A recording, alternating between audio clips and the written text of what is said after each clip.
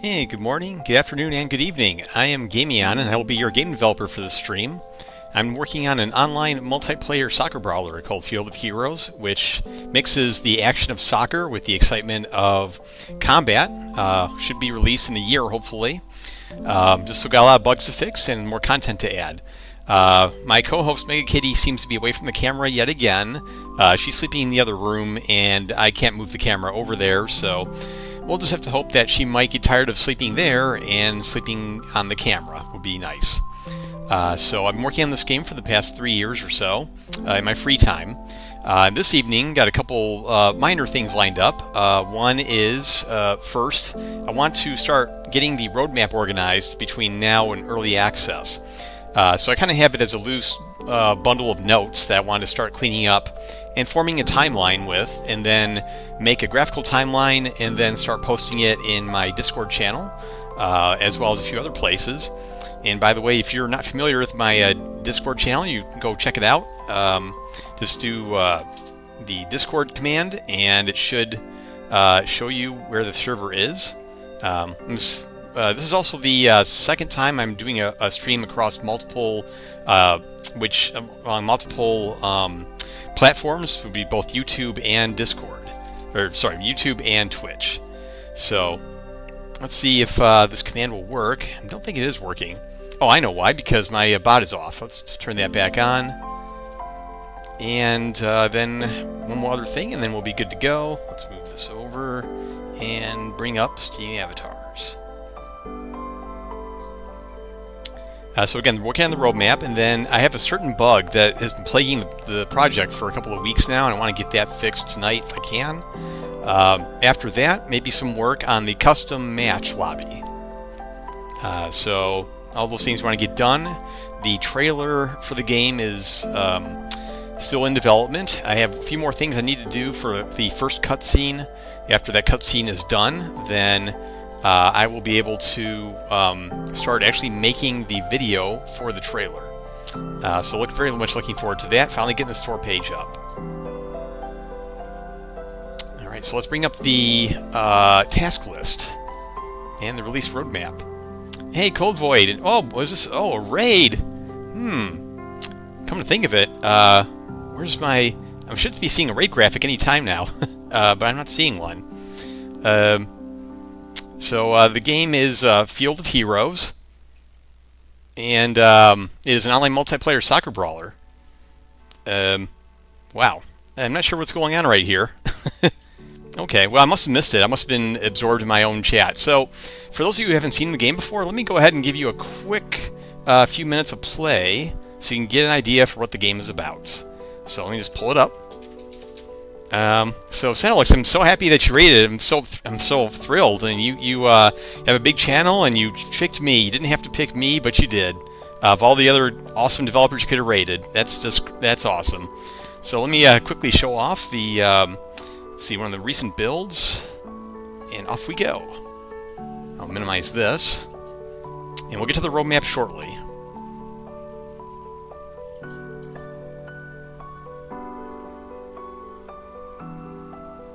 Oh, and let me switch up the music, so we'll turn off the background music, get the game audio going, and here we go. So let's do a quick match. So the one thing about this game is that this quick match, thanks for the Windows setup compliment there. This is actually I have a Windows user just for streaming. But yeah, my quick match, if there's no games, like nobody's playing in a quick match, then it automatically hosts a new one. And then players will find it and join, it will be late joiners in the game. You can be 9 different hero classes in this game. You can be defense, midfield, forwards. And each one has,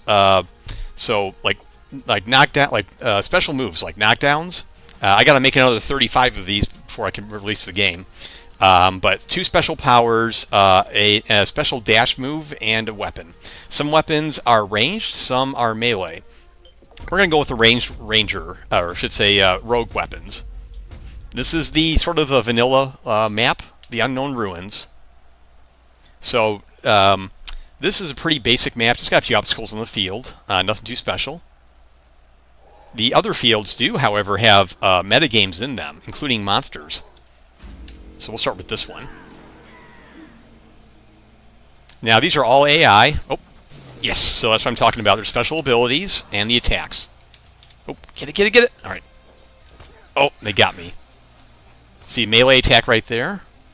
Am I Tron Enjoyer? Yes. Tron was one of my... Tron Light Cycles was my first... one of my first games. And it was a good game for learning game development with. That was really my goal. I'm totally cool with, like, making copies of games if it's strictly for learning purposes only. All right. Oh. See a lot of enemies over here. Let me take them down with my turret. There. Oh! They scored before I get my turret to get them. Okay, so let's try that again. So now the ball's on our side because they scored the last goal. Oh! Oh, and they got a turret up now. I can take it down if I shoot it. All right. Oh, I've had it with you. Have a spike trap. Oh. Oh, and they countered my spike trap. So, yes. Get it. Get it. Oh. That's it. Oh, I got spike trapped. I didn't even see that. In this game, can you destroy sacred artifacts in areas that are in real-life part of ancient cultures? No. I was thinking about having destructible obstacles, like destroying the logs here. But I don't know if I have that in budget for early access or not. Be a fair bit of work. But it would be cool, though. Oh! So, yeah, funny story. They, I guess the ball bounced off me after being kicked by the goalkeeper, and then it went in the goal, and he got blamed for the own goal for that. Oh, that was chaos. Yep. All right, let's try that again. And by the way, this is online multiplayer. The multiplayer works. Oh, he's got a shield there. See that shield? Okay. So anyway, it is online multiplayer. In fact, in theory, if I gave some of you keys, Steam keys, you should be able to play this game with me, like right now. I actually have a sign up for an alpha if you want to be an alpha tester. That's in the see if this shows up in chat. Don't know if that's going to show or here we go. So there's an alpha form you can fill out. It just has some very basic questions, nothing too prodding except your email. And then if you're truly, honestly willing to give me feedback, then I will give you a Steam key and we can play. Or you can play with your friends if you want maybe 2 or 3 keys. You want to play against Sedalix. And you know, things like that. Then you can join. Otherwise, I do plan to use Steam's playtest feature. Does it support Linux?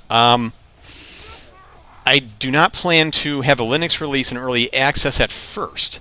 That said, I do intend to have it a little later, along with a dedicated server Linux access as well. And I say that because A, Unreal makes it easy to do Linux deployments. And B, if anyone's going to host a dedicated server, they're probably going to use Linux. That being said, I have much more experience in Windows than I do Linux. So I don't know if I can give the quality of QA and control that I want to give for Linux. I'm going to probably lean heavily on the Linux community for help with that, actually. They did, actually, with my older game, Hyperspace Pinball. There were some video driver problems that came up, and other community members were pitched in with some opinions. It was very helpful. I'm hoping to see the same with this once I have the bandwidth for it. Because again, I am the only developer on this game. I should say I'm the only engineer on this game. I do have a co-dev doing all the artwork. They did this beautiful field and hero artwork, but I'm the only engineer. So when there's a bug, I have to be the one to fix it. Yes, experience very opinionated users. Yep. Well, the thing is, and this is one thing you're going to learn when you release a game is taking feedback and kind of figuring out the very productive feedback and being diplomatic as well. It takes experience to learn. But again, the artist did that. Oh, you can change heroes mid game too. Watch this. There. Now I'm a melee hero. Ow. Ow. Oh, gotta get that ball. Come on, let's go, go, go. All right. Oh, man. We got 10 seconds to beat. Come on, we got to get it overtime. We got to get this to overtime. Come on. Oh, no. I don't think we're going to get there in time. And we're not going to get overtime. You know, I don't lose this game on stream very much, which is kind of funny. So, if everyone's super positive, so I'll post a clinical review for you for balance. Cynical review for you for balance. Fair enough. I'm good. I'm totally good with negative feedback as long as it's constructive. I do not want to be that guy who bans everyone who says the game sucks. I do not want to be that guy. So, and if I do start to turn that way, like if I have a good release and then I start becoming combative to feedback, let me know. But so we'll do one more quick match. Oops, actually I don't want to do a quick match. I want to do something else. I want to do a custom match, which is a new feature I'm building right now. But I want to show you the desert level with the metagame in it. So custom play, create new. So yeah, you can host your own community servers if you want in this game. All the games are player hosted because I can't afford a server farm. I think there's gonna be at least 8, probably 10 fields for early access. The game has a little bug with full screen where all clicks are offset. That's actually constructive. Yes, that's the kind of feedback I would listen to. And I try to duplicate it. The worst bugs are the ones you can't duplicate. All right, so this desert has a sandworm in it, and if you can take down the sandworm faster than the other team does, then it will cause a sandstorm to pull the other team away from their goal. I'm going to be the were-orc now. Now, I love the art. This art is only a few weeks old. I'm really happy with the art for this field. I tried to go for a kind of a Blizzard-ish, kind of cartoony but not goofy kind of looking field. Well, I should say not clownish. It can be a little goofy. Oh, wow, no one picked it. Go, go, go, go. I found in Linux to play the game in window that always happens. I'll test it. Oh. Which engine was that, by the way? See, look at this. Look at those sweet melee attacks. I got doing the gymnastics, and there's the sandworm. Let's go get him. Go get him, go get him. All right. And there goes the sandworm, and now the enemy's being pulled to their goal, or away from their goal. And they have, see how they're having trouble running to our goal now. I'm going to go in were-orc mode after I missed. Here we go. Let's do this. Oh. Yeah. Let's do one more. With X-Org, okay. Oh. Alright, let's just score a goal this time, shall we? Oh! Oh, wow! I should have made that. Should have been a goal. But, wow. That was a good save. Sandworm again. Uh-oh. I think the other team got it. Great, now they're going to go to our goal, and I'm going to be helpless. No, no. See? I feel like this will be such an excellent game to play in a call with everybody. Yeah, I definitely plan to do that. So, just a matter of when. I want to fix a few more things first. And I want to get the store page up, really. So, yeah, I was hoping to round up a few of my industry game dev friends and do a play test together on a Discord call. Yes! But honestly, you know, any 8 or 9 people, you know, 5 or 6, 7, 8 people want to play, yeah, we can do a call. Whoa, 2 turrets. Oh, and the spike trap. Here. Oh, I missed. Oh, man, I got trashed that time. Whoa, what the heck? It teleported me to the worm. I don't even know how that can happen. Oh. So, that must be someone else. I want to be this guy. This guy is a machine. He's defense, but man, he will trash anyone who gets in his path. If I can get there.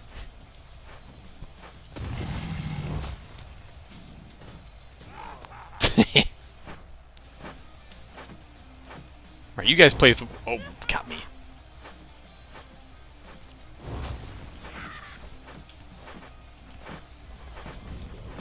Got him.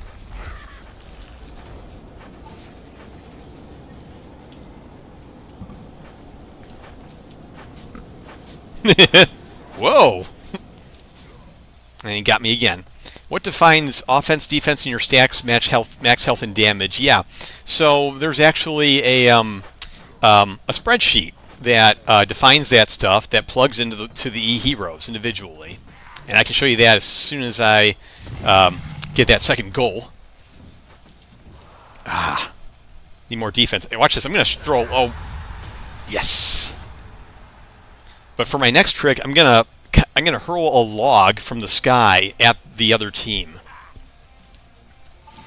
Oh, who's got the ball? Oh, we took it. All right, I'm gonna hurl a log at them. Here we go.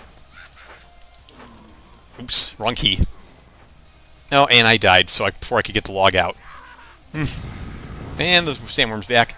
But anyway, yeah, the other fields have metagames similar to this. Your spreadsheet makes me smile. I'm not a thorough planner, but for stuff you got to do the math. Yeah, the idea of the spreadsheet is that it helps me balance the game. But in the end, as I learned from other designers, even industry designers, the chef's kiss to a fun game is to just play it and fiddle with the values until they're fun. But the spreadsheet is a good base point to jump off from. It basically says here, mathematically, these players are fairly balanced, but oh, nice shield. Oh, I mean, this one could go into overtime if we don't. Yeah. In this game, I'm prioritizing for fun, casual players. If I had to choose between casual and competitive, I would choose casual. Also because since players host their own servers, I can't honestly do competitive ranked, dealing with all the problems that it comes with it, like hacking, like moderation. Oh wow, what a goal! So I'm going to say, look, I'm actually going to put this at the forefront in the Steam forums. Going to say, look, we are not going to have a ranked competitive mode. This is all going to, but there will be leaderboards, yes, but take the leaderboards with a grain of salt because players host their own servers. I do not moderate the servers. I'm hoping people will not cheat, and that's that. And we won.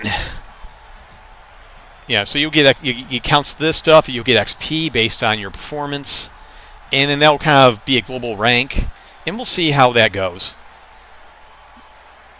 Yeah, and that's another thing. I'd like to have guilds after early access, maybe after the official release. I want to have guilds. That's the next post-release milestone. So people can play, join together in their guilds, play together. Oh, and you can make your own fields in this, and I'll show you that too. You can make your own fields in this game. And I'm thinking it'd be awesome if guilds can have their own fields, and they could play, on guild fields. So let me show you the spreadsheet real quick. So bring the game back up. So yeah, custom fields. There's a separate project for that called Creator in the Heroes Creator Kit. So let's go to where did I put the code? Data source, file, tables, heroes. Okay. So here's the this is the spreadsheet that takes the raw data in the CSV files and assembles them in this spreadsheet. So like for speed, we have that's their speeds all right here. One thing you'll notice is that the melee tends to have a faster speed than ranged to balance it out. So melees are faster, but ranged, while slower, they have range, so they can get you from afar. Sounds like you really have your game together. Can I just share if you're looking for a budget API? Azure. Oh, I looked at PlayFab, and yeah, I mean PlayFab will be good for a number of things, including analytics and for stat tracking. But it kind of goes back to my earlier point about players hosting the servers. So even I can throttle the and maybe validate the scoring, but in the end, I just want to have something more secure.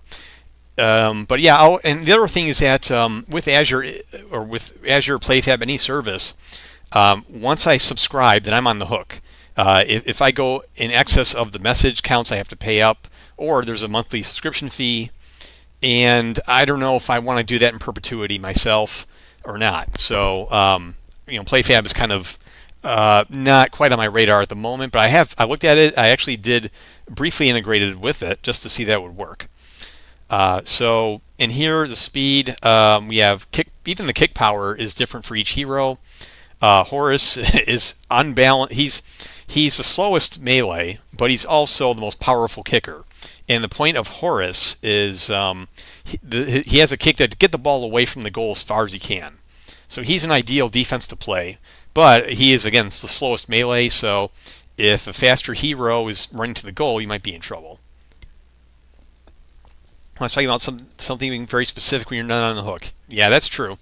Like in a perfect world, I would have a dedicated server farm. I'd have PlayFab integration fully up, and I'd have cosmetics, skins, and all that. But I actually looked at that. I wanted to have skins like 3 years ago when I started working on it, but it is just too expensive, too time-consuming. If you're a big studio and you can afford it, more power to you. But it's not a model that I can support. Also, the health. Here's where our health is, and weapons as well. Actually, all the players have the same amount of health right now. They just have different DPS and base damage for their weapons. So, I like to help, and the problem with Linux is users know what they are doing most of the time. All right, well, thanks for visiting Deflux Streams. Hope to see you again soon. So that's a spreadsheet, and I'll show you the field creator now. And thanks for the follow, too. I wonder if it'll let me have both open at the same time. I wonder if I have enough memory for that. Yeah, I do.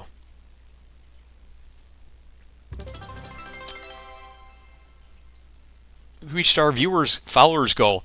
So, fun fact, Twitch set up the followers goal for me. I honestly did not set up follower goals.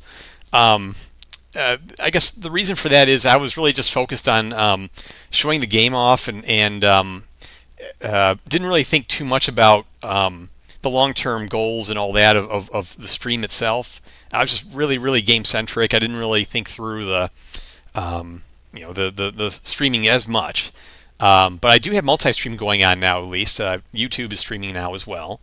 But as time goes on, I want to make some improvements. I need to redo the starting 5 minutes warm-up sequence, and I like to do a few other things too. And I also got to find more things for people to spend the points on, because I just have the usual stuff. And I know some of the good ones are getting the streamer to do something, and I am very worried about that. Yeah, and a huge time sink. So I don't stream nearly as much. Maybe per week I stream average of 6-7 hours ish.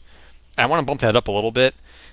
Once the Steam page is up and public, I plan to do a lot more streaming for a 6-week period, and try to get a big social media presence, a bigger one on that at least.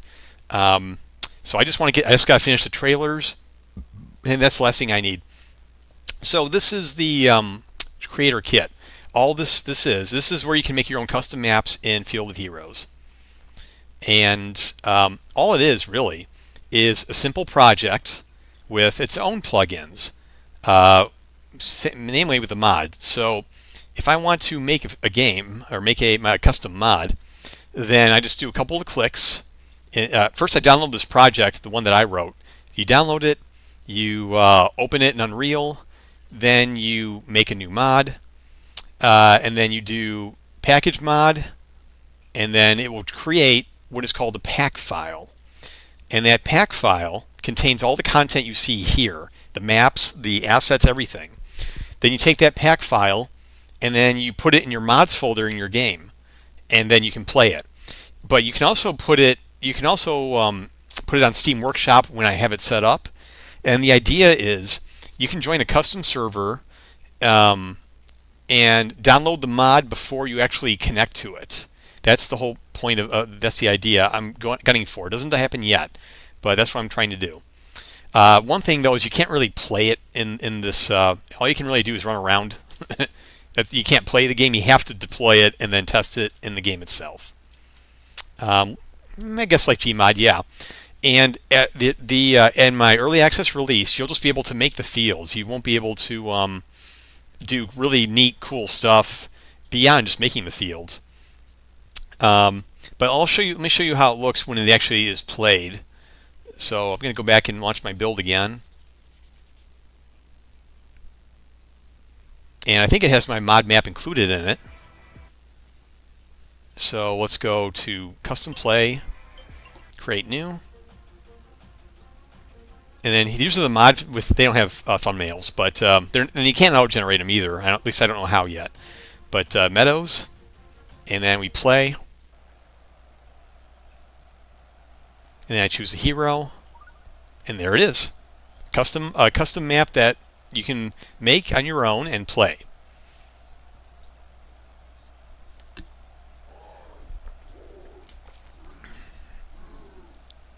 This map came from an asset pack from the Unreal Marketplace, and I just reskinned it to my game. Whoa, I forgot about this. Go get him! Go get him! Oh, no, you don't. Oh, stupid melee, stupid ranged weapons. You get away from me. He's melee. All right.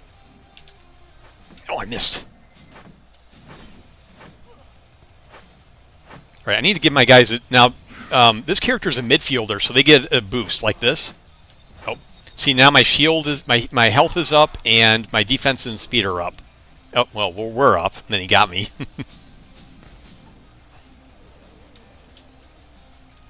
So again, there's nine different heroes, each with their own abilities. You can change them mid-game, and there's going to be at least I have 8 fields right now. I want to try and get 10 by the time we get into early access. If not, it'll be right after early access. I want to have 10 maps, and then after that, I want to go to 12 because the way I see it, you have 12 fields times 5 minutes a field is 1 hour of gameplay of unrepeated action. So I think that's fair for the price I'm going to list, which by the way is I think going to be under $10, for a couple of reasons. I mean just current tentative thought. One reason is I think it is more than fair for the content you get and can get with, and this is one-time cost. Second reason is Steam has a special section for under $10 games. I think this would be a nice addition to that. It's on the front page too, by the way. Link to under $10 games. Third, this is not a $60 game. No matter how much I like it, it's not a $60 game. But again, I think it's. But anyway, I'll decide on the price as we get closer to release and go from there. Yeah, that's another reason to keep it low.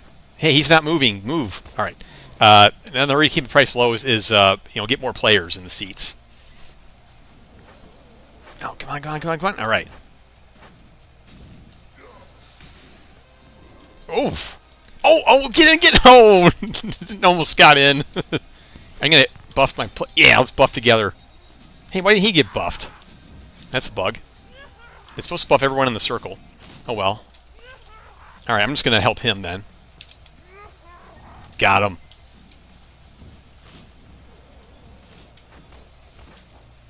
So I wouldn't expect that map to be 100% feature complete because obviously the game's not even out yet. But are you going to be able to have meta game designed for the map maker? Yeah. But it'll have real limitations though. The thing is, you can add whatever you want, like in this game, and thinking about use Steam Protons. Cause you can put your own plugins. Like any other Unreal project, you can put your own plugins in it. You can put your own C++ code in it. I haven't tested it, but you should be able to. Your own blueprints and your own everything. So yeah, you can do a lot. But the weapons code is only in the root core project. I'm not ready to expose that yet. I really want to get a lot of feedback before I take that step. Because when you expose the weapons and the weapons code, then you can't go back. It's going to have to work that way for backwards compatibility. So I'm going to be really careful about what I expose. But you can't. But this does expose goals, obviously, switching heroes, and spawning the ball. It's got a couple of basic field objects that have to be, and there's a validation tool that will it will give you errors if you're missing these things. So we got that in. Actually, it's temporarily turned off because of a bug I'm fixing. So, but yeah, I mean, really, and then again, it will take everything in this plugin folder here. Yeah, that's this level here, and it will take any dependencies in the core folder, which is this folder. Where is the oh yeah, cartoon foliage. That's the asset pack I bought from the marketplace. So that's here in the mod. I also have another level, chessboard. This was my first test level. Just a chessboard, and yeah, it is what it looks. So that was just for playing around. I needed a super simple map, just to make sure I could get the modding to work, and I did. And then I did the bigger foliage map, and that still worked. The only issue with this map is you can fall off the edge. So, and yet he's still running. He's supposed to do this falling animation. Oh yeah, he doesn't have it. Never mind. So yeah, the chessboard is in the pack as well. So that is so yeah, there's that. So another thing is how do I keep track of all this stuff going on? I mean, the trailers, the game development, and all that. So I use Atlassian Jira for tasks and epics for this stuff. The fact you can pack the code in the maps feels like magic to me. That is super cool. Be interesting to see what kind of stuff comes out of it. And I think the mods will kind of give life to the game as far as longevity.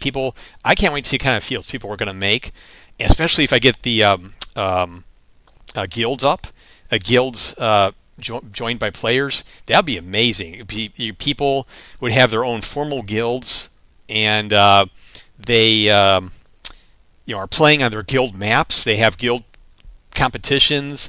They agree to play on a guild map, and a couple rounds and such. Because that could be a lot of fun. So, and I don't know if Rocket League or others have guilds or not. I have to look into that. So, yeah, I know a lot of hero shooters do, but I don't know about sports games. But I really think it would be a good thing. So we have I have bugs and big stuff like Steam Workshop integration, controller support. We have a very poor support, but it does work technically right now. More art for another field. Things like this, ping wheels for taunts and communication with the team. Twitch integration. I know you like this one. I want the viewers to be able to have a presence in the audience, in the crowd. The problem with that is the audience is almost never on the screen. So, but I really believe deep down that there is a lot of potential for Twitch integration. But I just don't know what yet. I just know that if the viewers are in the crowd, then it unlocks all kinds of possibilities, like throwing rotten vegetables at at one of the teams, that kind of thing. Maybe there could be like cheers for your team, and the more cheers your team gets, the more I don't know. Maybe it will boost certain abilities, or it will just be a purely cosmetic, mental thing where they know the viewers are cheering them on and then have them play better. So, ideas like that are floating around. So, I'll go back to the whole chat room. Yeah, boost the team. But yeah, I'm concerned about chat spam. I don't like when you play marbles on stream, you get all that spam when people boosting the marbles around. I think that kind of ruins the stream a bit. So I want to look for commands that you don't have to use all the time. Just say, hey, I want to cheer for Team Blue, and the game does the rest. Or it would be nice as if streamers could hook up reward redemptions to some of those commands. I don't know how that would work, but it's something to think about. But yeah, I mean, just maybe saying, hey, I want to cheer for the blue team, and then you're kind of on autopilot. If the player gets close enough to the stands, then maybe your name will show above the person in the crowd. So it Twitch may, yeah, I'll look in. Well, I already have the integration kit for it. in fact, do I have a test map for that? Oh yeah.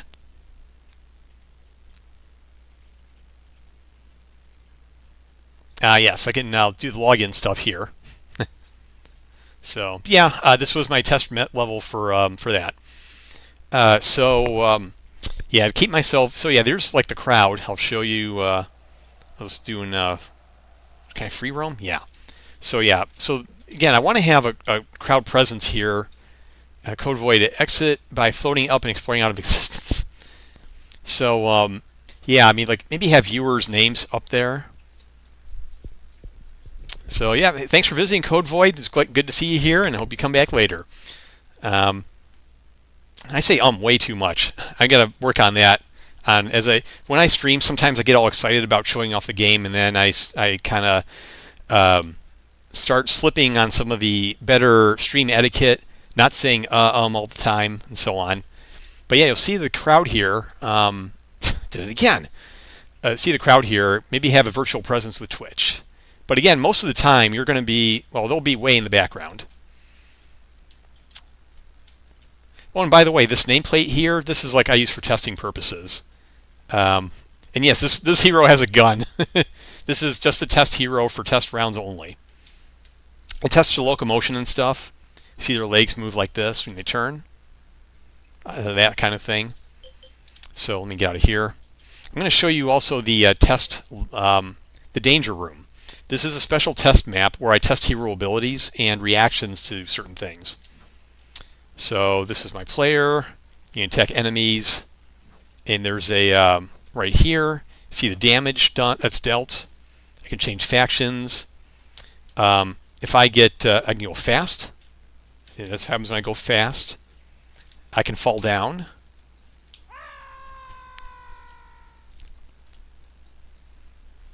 My damage goes up.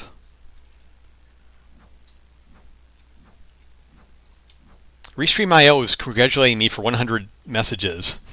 Okay. If my damage is down, and you see that the arrows are smaller now.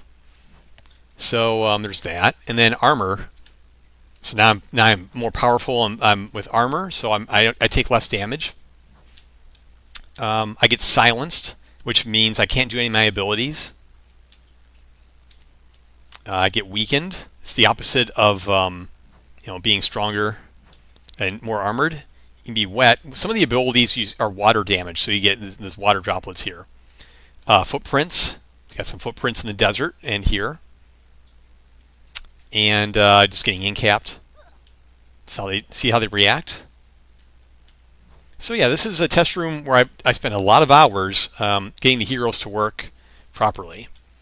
And of course, picking up the ball.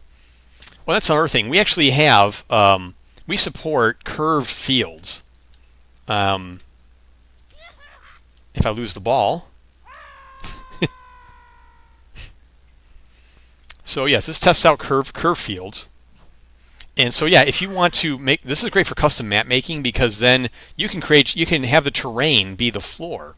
It doesn't have to be flat. And I've never seen a soccer brawler that had the curved kind of levels. And we have a level just for that called High Bridge, which is going to get reskinned a little bit, make it less realistic looking, more cartoony. And this is where we use that. Let's put on real time. Here we go. So yeah, we have this real-time water here. This isn't in the rotation because it was kind of buggy for a while. You wouldn't fall through all the time, and the fall would make the ball disappear. So it took a bit of work, and this is still kind of finicky. So got more work to do on it. The one that we just had a reskin for was the Slog Bog, which is a sort of a swamp area. Oh wow. I took the light out. Okay. I think this needs to go. Oh, seeing water reminds me. I have to ask the cheeky question folks always ask fishing. There's no fishing in the game, if that's what you mean. This actually, Yeah, they put more particles, but they need to, this needs to be LOD'd a little bit. These are too big from distance. But by the way, the metagame in this map is that this is actually an orc theme park. In my lore, this is actually a theme park for orcs, and and there actually are waterlog rides like that. You see that one over there? That will collide with you, and then you get incapped. See? Yeah, they gotta fix the lighting on this a little bit. The lighting's not right; it's too bright, and the water doesn't look that good. So, yeah, our team's working on it. I turn the real time off, and we also have a coliseum.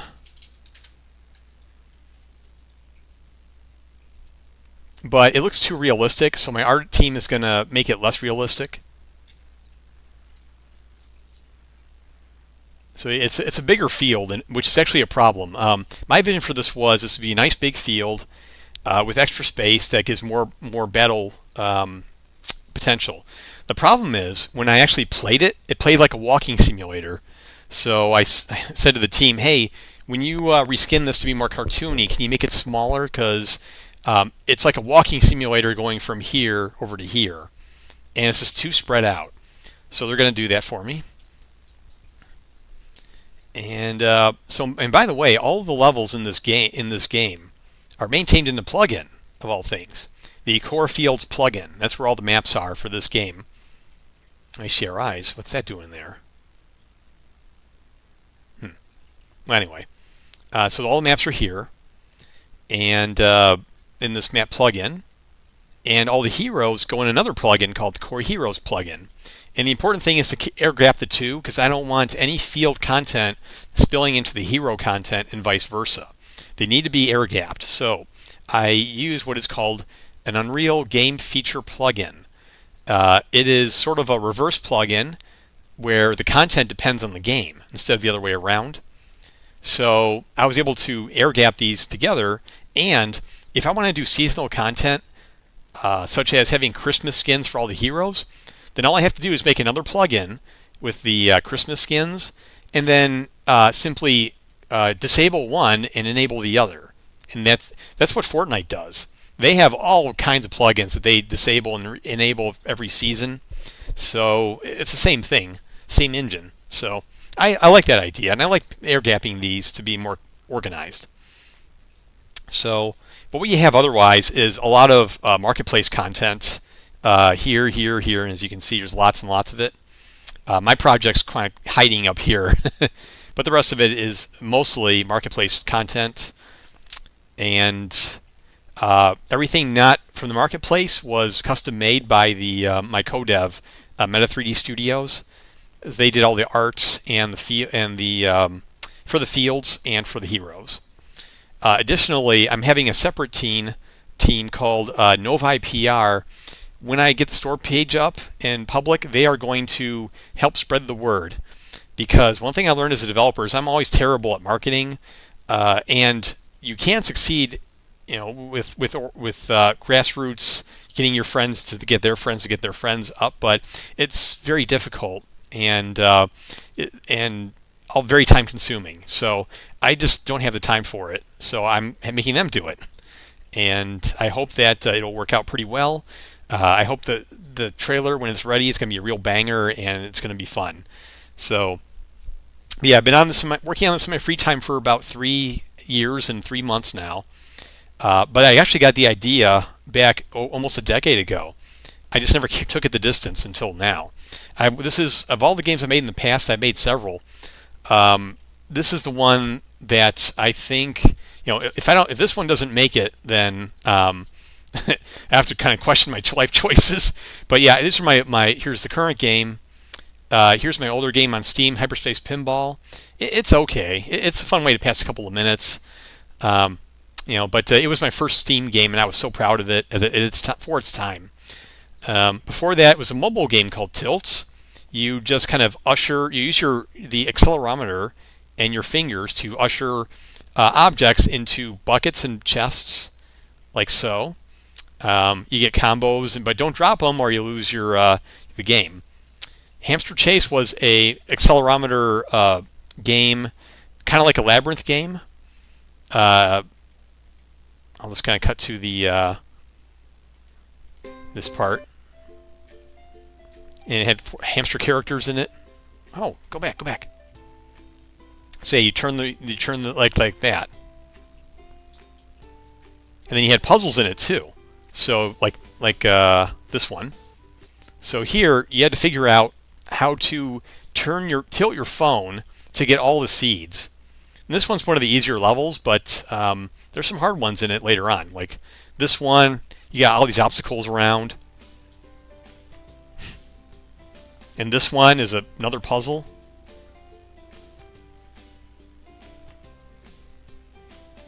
This is kind of, sometimes they mix them up. This had 100 levels in it, and I made them all myself.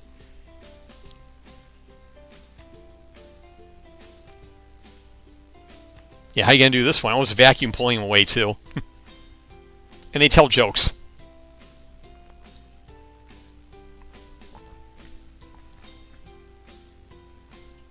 Yes, and there was a villain in it too.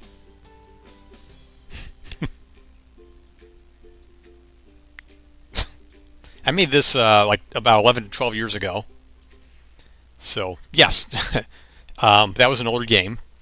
And then Domino Arena. This one is my weirdest game. I can't even hardly describe it. The idea is to get dominoes to fall in a pattern that you need them to.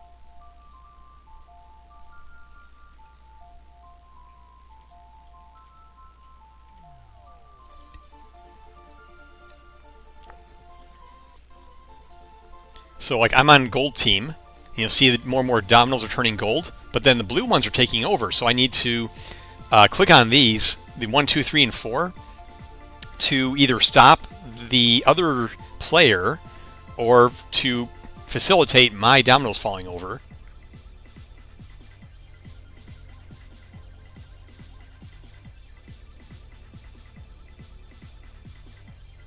So yeah, this is my most far out game. I thought it was a lot of fun, but it is hard to explain.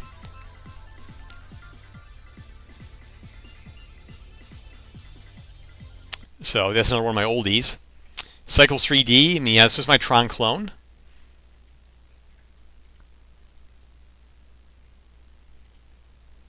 But I did my own kind of art style on it a little bit.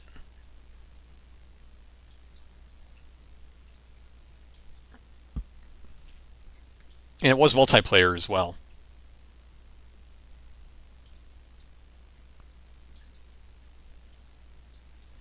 So that's the kind of those are just ones I released. Is there any that I have released that are not?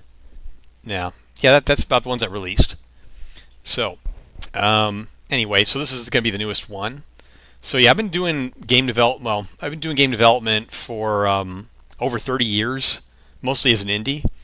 There is one other game that I made, and I don't even know if I have. I'll have to go on YouTube for this. It's called Dominoes. Dominoes was the definition of feature creep. It was, yeah. So the idea was to arrange objects in a puzzle so that all dominoes would fall down. I'll just kind of skip right to the gameplay.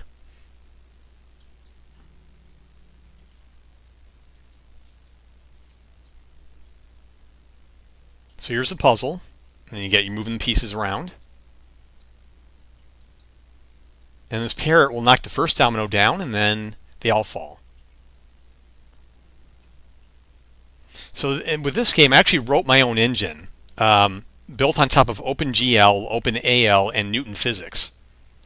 So, and that was a lot of work. This took me 9 years of work before I finally shelved it because I just couldn't finish it. It was feature creep textbook. Textbook feature creep. I made my own engine, my own editor, and I had so much fun doing it, though. So much fun. It would have been fine just to have simple movement puzzles, but no, I had to do lasers, I had to do gears, I had to do all the things.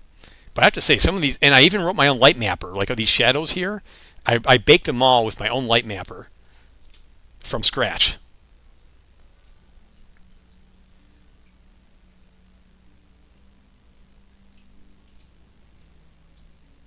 Yeah, circuit puzzles, just because I had to. I don't even know how I did that. I don't remember how I made that. That was so long ago. Oh yeah, you just connect these, and there's your circuits are being made, and they open the doors and stuff, so you can. And that one's going to blow a fan, turn on a fan, and all that. And wind puzzles too. They had fans.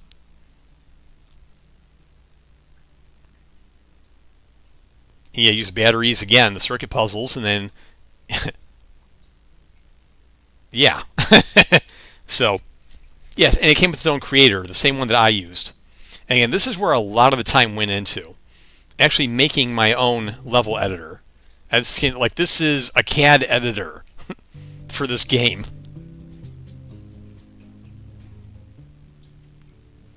So I did all that on my own.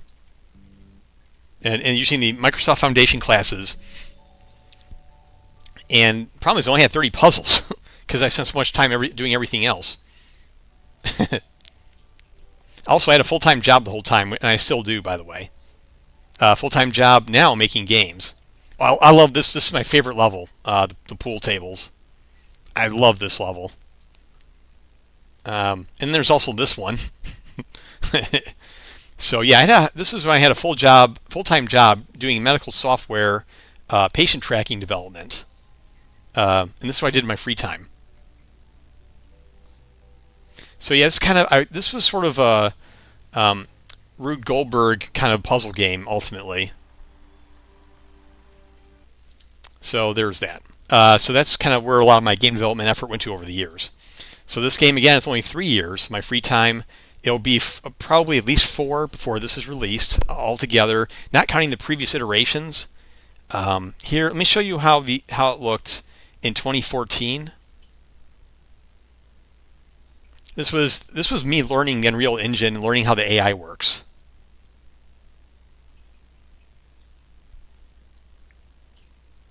So again, this was just, I threw it together, all marketplace assets, just learning how to make AI in Unreal.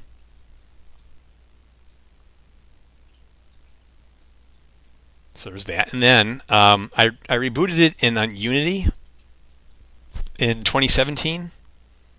So you can see this is kind of a little more, slightly more polished, but not really at the same time. And this worked on the network too. It used Photon library.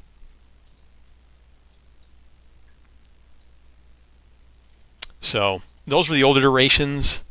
I have also some a little more recent than that was,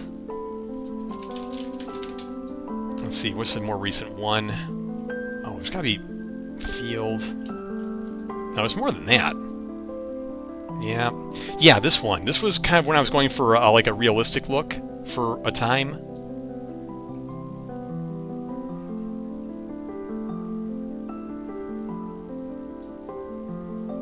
And yeah, it's very much slower. And the field is a little bit smaller. Heroes are semi-realistic.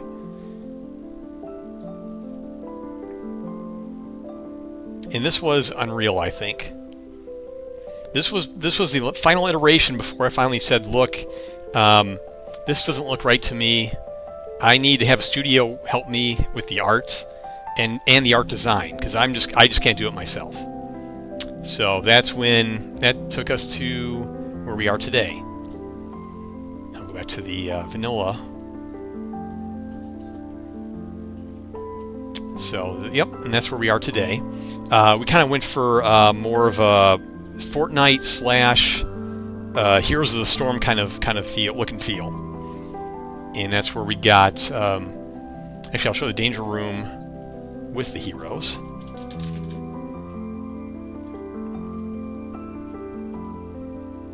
So here's the lineup of all the heroes.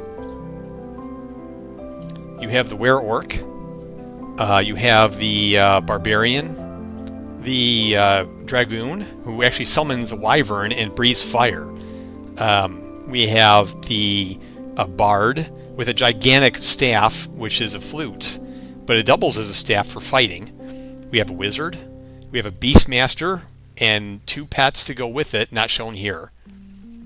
We have the centaurk, and we have the elementalist and the rogue.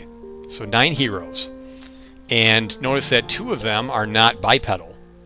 1, 2. Really, I guess he just floats. So yeah, I just didn't want to have the same old tired, everything's bipedal. Let's mix it up a bit. I actually wanted to have a giant snake as a hero, but I had to put that on the shelf.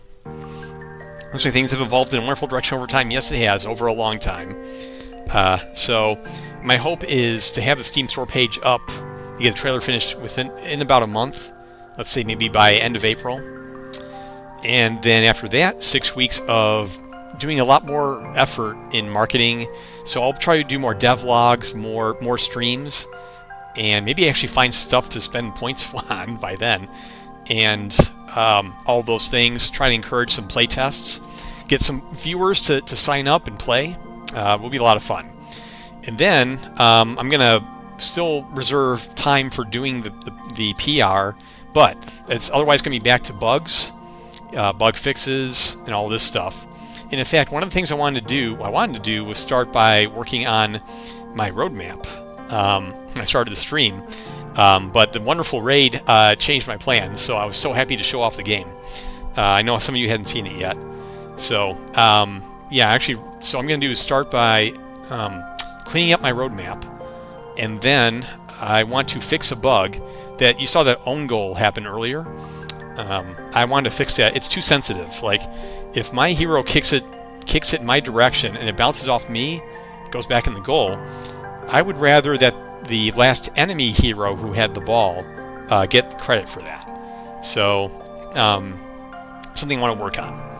So, but yeah, it was so fun to show you all the progress up to now. And it's important every so often to do that. New viewers come in all the time, and you can kind of see bits and pieces of things going on, and it's always fun to play. And I hope to see a few more alpha signups. Be happy to play the game on stream. We already had one streamer do it. And I want to get, when I get the custom maps working, though, I think that'll be the next milestone for playing on stream, because then you can choose which map you play instead of having to go through the regular rotation, which is set in a quick match. So I'm going to take a rehydrate before I lose my voice. Okay, so I had this used to have a lot more stuff in it here, but I got the closed alpha out. Actually, I can hide these features for the moment. Don't really need that here. 10 and 11, that's all old stuff. So right now we just have the early access map. Yeah, Steam Deck is going to be a platform. And Linux, we're going to start with dedicated server after early access and then move our way to Linux. So features, I actually want to go a little more, let's see, online matches, 9 heroes, 10 fields, we got 8. Leaderboards, personal stats, hosting servers. Yeah, so these are the main features. But, so let's do to early access. We're just going to start with stack ranked tasks. In the game industry, or really in any industry, stack ranking is taking items of work and ranking and prioritizing them such a way that no 2 items have the same priority. So I want to start doing that. So stack ranked. This is from now to early access. Stacked ranked. Oh, let me put the background music back. Okay, it's on. Someone was signing my cat. Hopefully they'll be coming around eventually. All right, so back to the roadmap. So what's in the immediate future? Finish trailer cutscene that I'm working on. I debated working on this on stream. I kind of want to for it to be a surprise. So finish the cutscene. Develop trailer. MP4. That's going to be a pretty big unit of work, but I'm going to do it. I've already got it all storyboarded. I just need to do it. Develop Actually, this is the announced trailer. The announced trailer is going to be about 90 minutes. I'm sorry, 90 seconds or less. And it will cover all the key features of the game. That's the only thing. Its goal is to introduce people to the game's existence and hopefully get them fired up to play. And then we need to do a gameplay trailer. This is just going to be a few minutes of raw gameplay, no commentary, just the game. And I've already got video recorded for it. I just need to find the best pieces of it and put it together. So there's that. So that's going to be for the and then have store page put into review,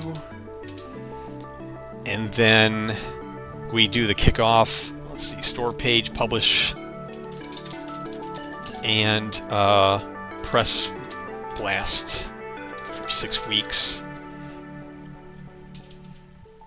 So that applies just for those things. So now let's talk about what's going to happen after the press blast. What functions, what things am I going to do next in the big scope of things?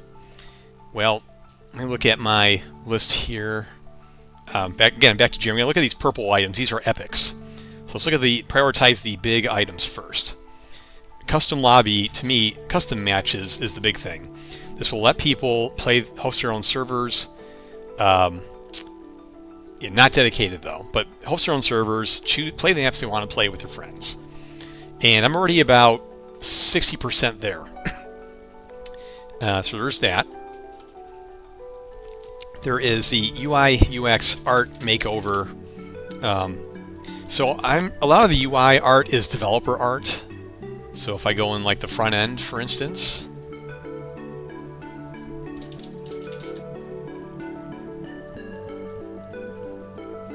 yeah, this is all like, I just threw a screenshot together of this. That's all I did. And these are also this is my developer art. And yeah, the player. So this is ultimately going to get replaced with more professional art. But I think the layout's about right. In the custom play, here's a list of custom games. We can make this look better to create new. So there's this. You can fill this other screen with bots if you want. So gotta have the art team go over this. We'll talk about how to make this look better. I like Marvel Rivals. I like how they do it. So that they're kind of a source of inspiration. Even StarCraft 2 has its charm. So we'll find something that works. But that's a big proponent of what we need to do. And they'll be doing it in parallel of me doing other things. So that's actually a 3D's job in parallel. All right, so there's that. And what else is on my list? Let's get this tab back in its place. Let's see, controller support. That should be near the top of the list. We have limited support. It's awful support. The controller does not have acceleration. It does not do magnetism, aim assist, and other things that it needs to do. Like if you're passing the ball to another player, then I need to have the game guess where you're aiming to, the player you're aiming to, if it's an ally, and then kind of try to guide the ball to that. So you have a gamepad. You don't just hope that you win. It must be liberating in a way to redirect that art effort to other people you can trust with the art, with the work, and be able to focus on other things. Yes. So, yeah, definitely is. But as with everything, there's trade-offs. In my case, it's the fees for their services. So it's all trade-offs. I could do the art myself, maybe tack on a few more years to the game, and it still wouldn't look as good, I think. And I thought about the pixel art route, and I don't want to do that. I like the Heroes of the Storm look, the / Fortnite-ish look. All right. Next, Steam achievements. That's pretty near the bottom, honestly, right now, but it's on the list. So let's see. So these two, they'll be parallel. This, I think, yeah, near the front. What else we got? Reskin. That's them. I already got that listed. Steam Workshop integration. That is higher than achievements.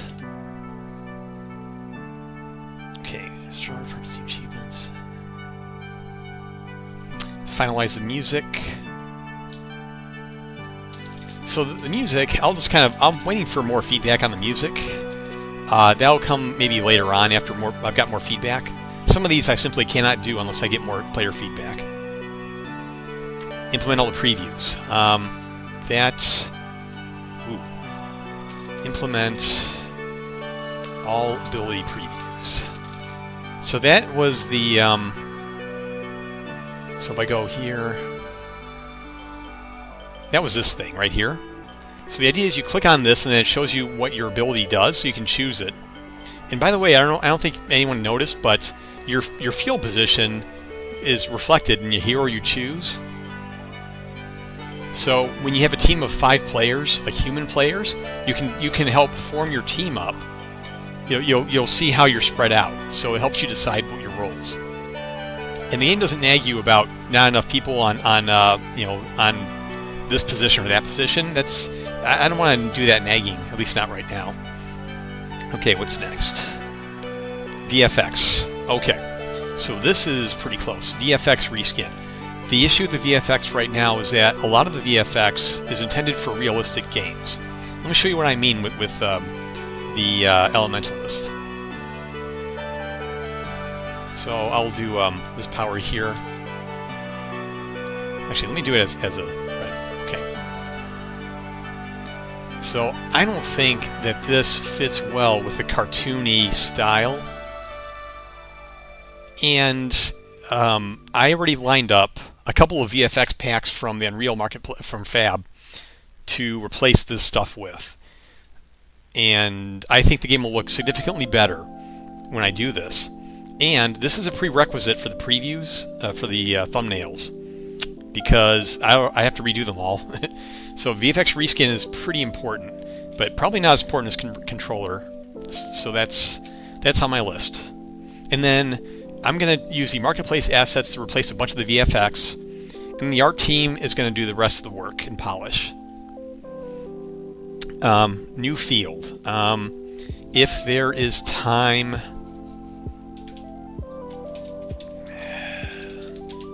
8 fields is a lot to test and maintain. I kind of want to do it, yeah, after the integration. So we'll say new fields. Okay. All right, metagame review. This metagame review is going through all the fields, making sure that their metagames are functional. Like, for instance, if we're in the forest, in the Elder Forest,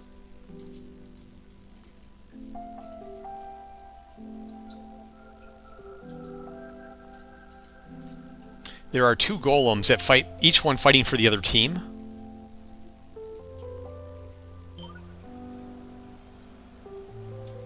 See, there he is. And the 2 golems are fighting each other. Oh. And what happens is, they're fighting each other, and when one gets incapped, then the other one will start attacking the other team. Where'd they go?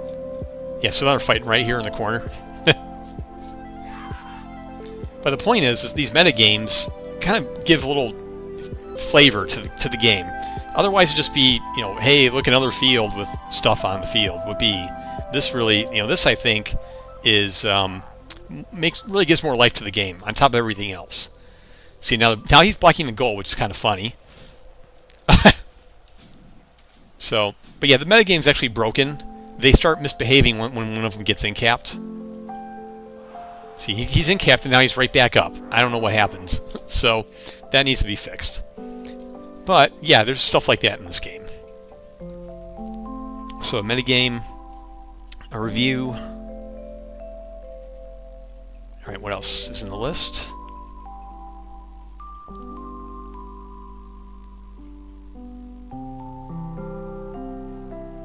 Oh yes, the practice field. That's actually more important than the other new fields. We need a practice field, so players can choose any hero they want, and then just play with their abilities without cooldowns, and just and then practice a bit, and we'll get better, and go from there.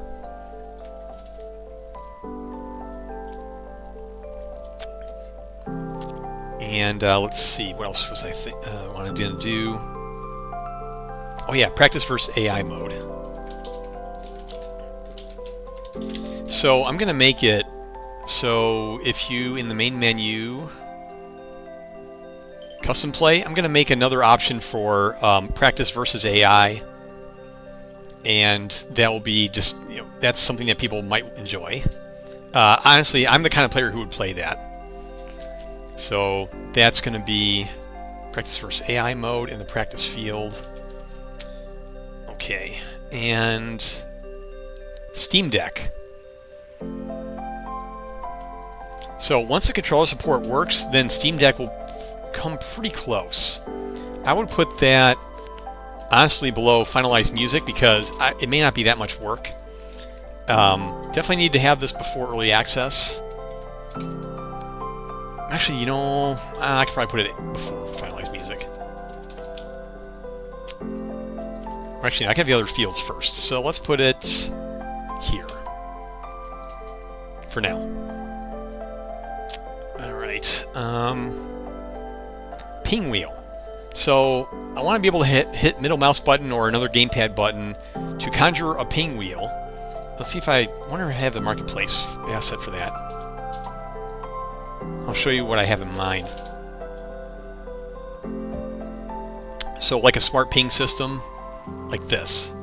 So you bring up the wheel and you can signal to your team that you want the ball, or that you have it and you need help, you need assistance, or you can taunt the other team. So maybe you in-cap your rival and then you taunt them with the ping wheel. So there's going to be that. So where should this? That's kind of a basic function of the game, I think. I think I may be underestimating its importance. I just don't use it much, but I can see that a coordinated team would want that. So I kind of want to maybe put it here.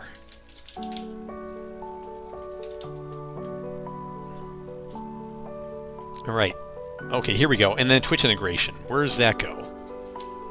Before or after workshop?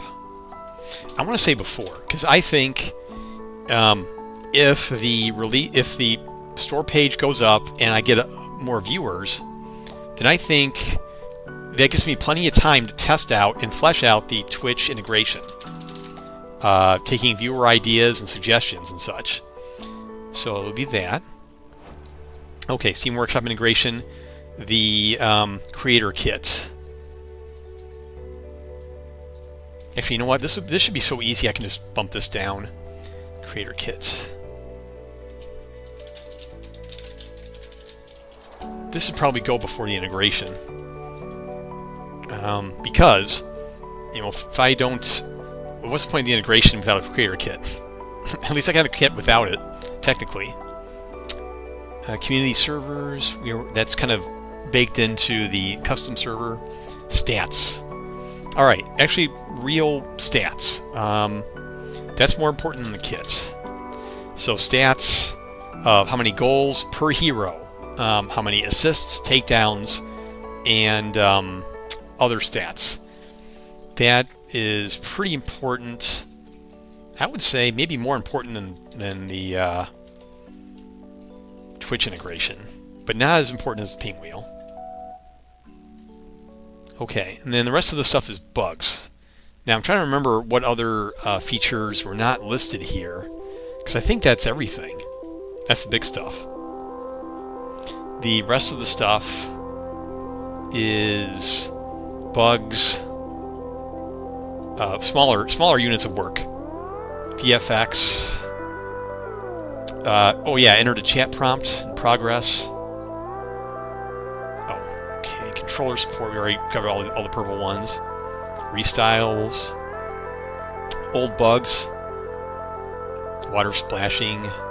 Oh yeah, this isn't really in the list here, but I was thinking about voiceovers. Let me think about where I put that. Actually, that's kind of high. And there's a reason for that. So, all right, voiceovers. Now, the voiceovers are two things. One, when it'll be used for taunts. In fact, I think I already had a voiceover spreadsheet.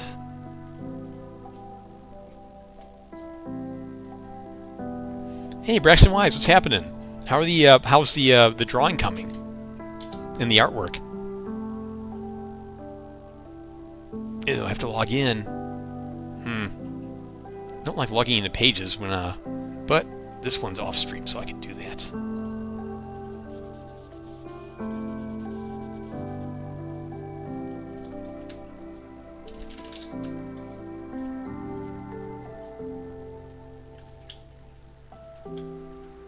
It's going well. I finished a piece yesterday. Hey, can you link it here?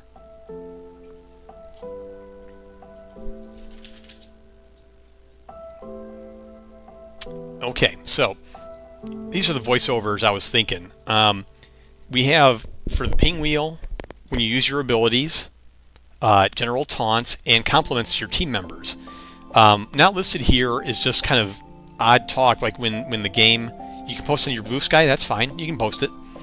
But I was thinking, like when the players get on the field, when they initially play, they could maybe make comments to each other based on their lore. Which, by the way, there is lore in this game. It's just not really visible yet.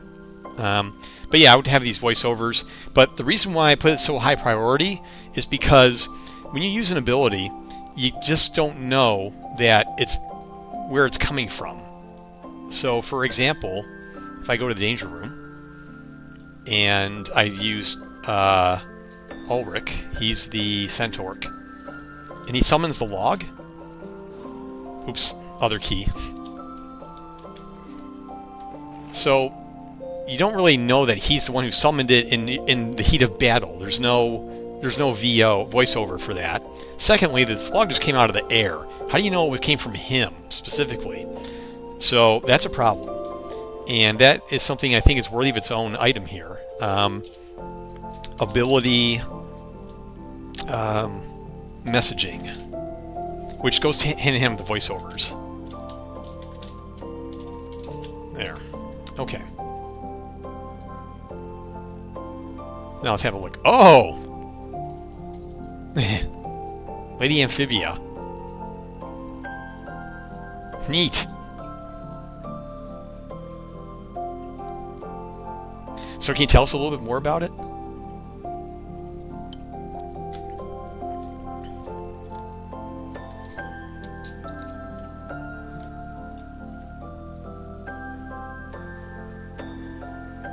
Ooh, live stream hangout. Okay, so we got more detail on the lily pad there.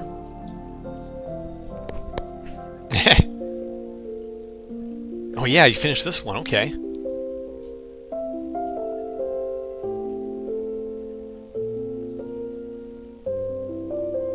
It's an idea I had for a series where I do a frog version of famous paintings. Yeah, this did look familiar to me. Which painting was this one from? I bet I've seen it before. Oh, okay. It was the hair. Okay. Alright, so let's do this.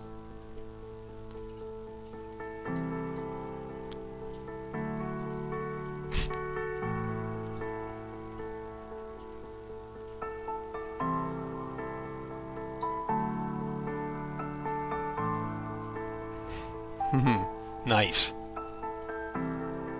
You have the hands. So I know with the different kind of fingers, you can't really replicate the hands. Nice.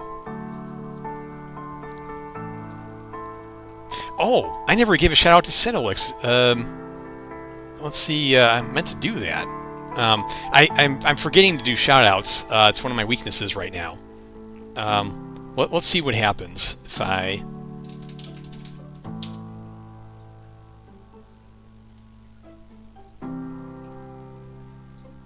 And one of my shout outs. Okay.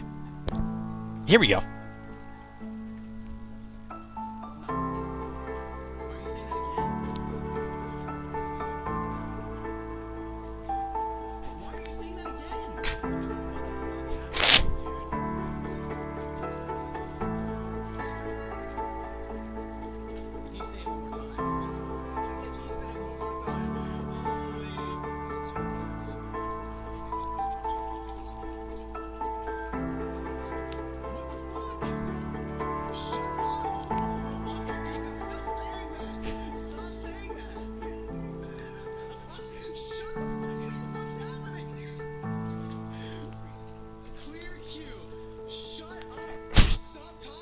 That's a long clip. What's going on? I can't control him.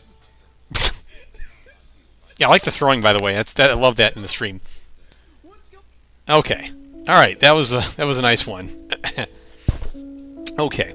And let's see. So yeah, there's that shout out. I forgot how to set that up. I think it was Twit. What was the extension there? The thing about streaming is that you have so many extensions and web pages that you can hook in, and I forget them half the time.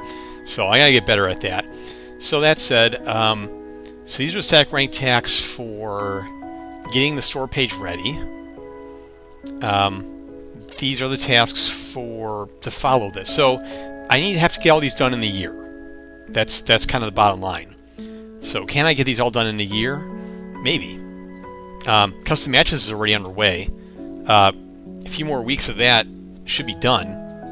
But a few more you gotta be careful now, because a few more weeks, that could be 3 or 4 weeks, and that's almost a month. And I've only got 12 of them to play with. So, and not counting breaks like vacations and such. So, I need to make sure I get, kind of be snappy on these. And this doesn't count the bug fixes that will come up, the play tests, the rebalancing of heroes if I need to, things like that. So these are just things I want to get done. And the thing is, I don't have a publisher, so if I want to, I can extend this out to 18 months if I need to. I'd rather not, honestly, because I want to get this game out. But we are definitely on track, I'd say. Pinwheel is probably gonna Pinwheel will take a fair bit of time.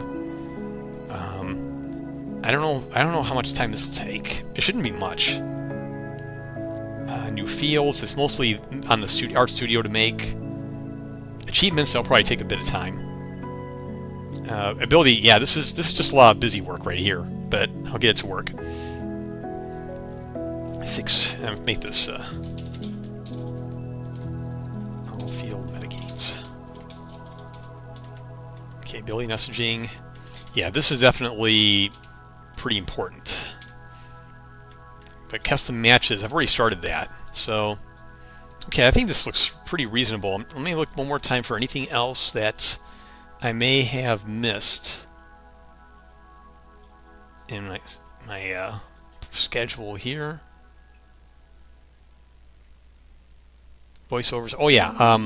So I'll throw this thing so I don't forget. Iconography for the teams. So right now I have red and blue, and that's it. They don't have their own banner or standard or shield pattern or anything. I kind of like to have that, to maybe complement the fields with it. And I don't have to have it, but it would be nice. It kind of helps in with the lore. Oh, that was one I want to show you. The lore. So 2 things I made for that. One, this is a diagram of the heroes and how they get along with each other. For example, Dodger the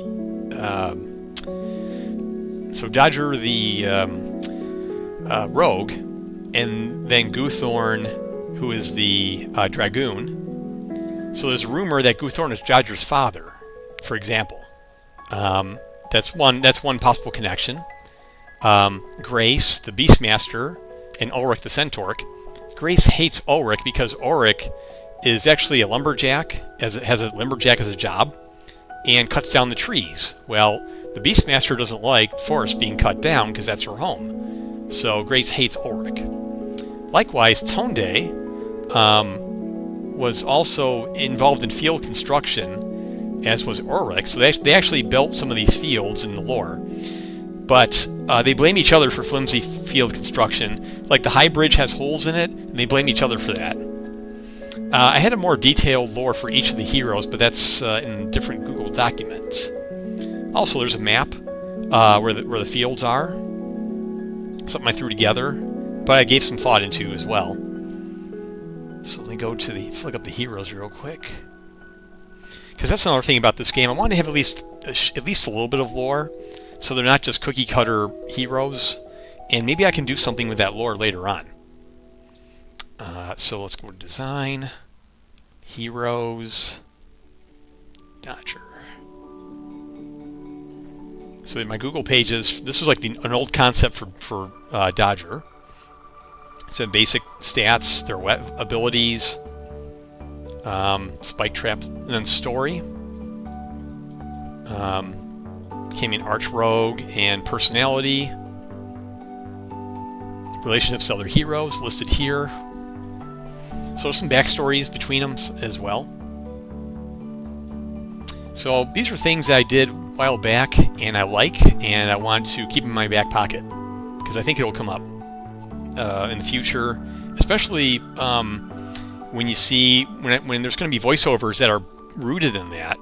So the voiceovers need to make sense, and maybe reveal parts of the lore during the game. Be kind of nice. Like Heroes of the Storm does that when the game begins. Those quips that heroes make to each other. Marvel Rivals does it too. So I think it's a good idea, and I would like to have those voiceovers in if I can afford it. So that covered all the tasks. The big tasks, that is. But yeah, this is the big one right now. Okay. Alright, so I want to work on the bug with the own goal happening. And first let me remember how an own goal is defined. Oh, and while I warm up and remember how the own goal stuff works, let's do a shout out for Braxton Wise and maybe get a few wonderful people to follow his stream as well. Let me make sure I spell that right. I wonder if there's going to be any profanity in that clip, if there's a clip. Yeah, because I also want to use my channel to show other developers' work. Of course. I'm really sorry, Zoe. I let you down again. Dad, stop. We'll have to make some new clips for you. I still need to understand exactly what happened. Here we go. I don't blame you. Where are we? Still Oh no, it's in several places.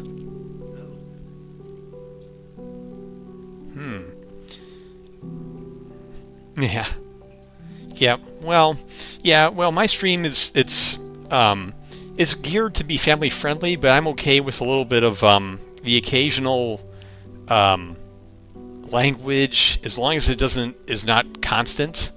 As long as there's no drunken sailors in the channel, that's the important thing. Because in the end, I mean, it is a game. You know, there's gonna be a lot of gameplay. People are gonna let things slip in the heat of the moment. I get it. So, yeah, no worries if there's a little bit of language here and there, but I'm not gonna that's about as far as I'm gonna take it. If it gets really bad, then I'll ask someone to tone it down. So one thing I noticed is there's a number of different functions for determining whether a goal is an own goal, and I'm not too happy about that. There should be a single function that said, is it an own goal or not? And I want to do that. So I have to do some refactoring first. Let me make sure I don't have any open changes first. So we're going to centralize that logic. Okay, good. No checkouts yet. Let's close this. Come to think of it. Oh, never mind. Own goals. Who should decide what an own goal is? That should be from the ball itself when a goal is scored.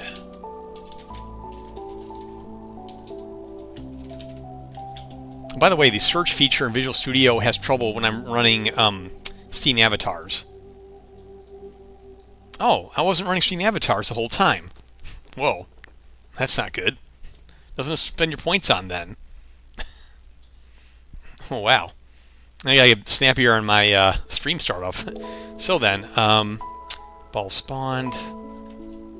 I have to actually type in Notepad and then search for it. Okay, it's not in there. Where did I put it? Message goal scored. That's what I want to find. It should be in the message. and I don't think it is right now.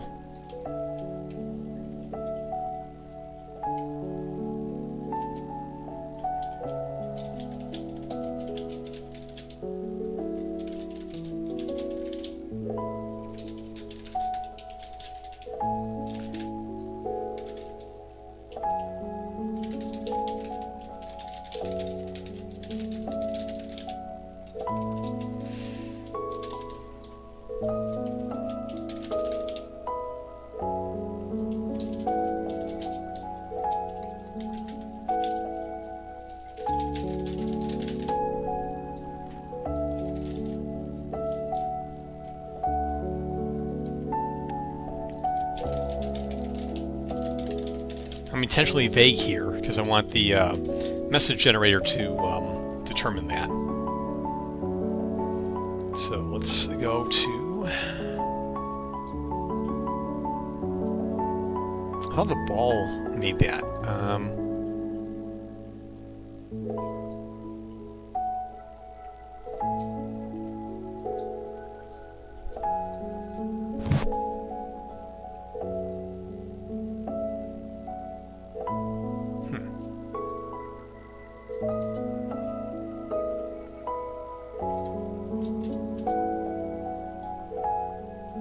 Oh, is this not even used? Yeah,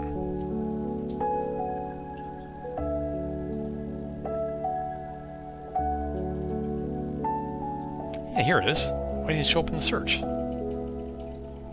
And Visual Studio froze up for a second. And it froze up again. Okay.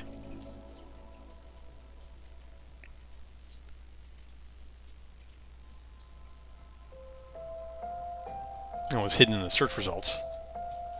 So for now, we're going to say it's always false for now. We're going to change this.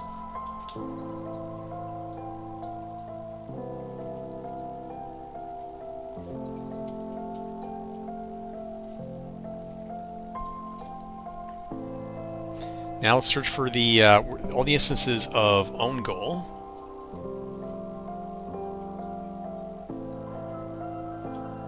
Oh, soccer ball.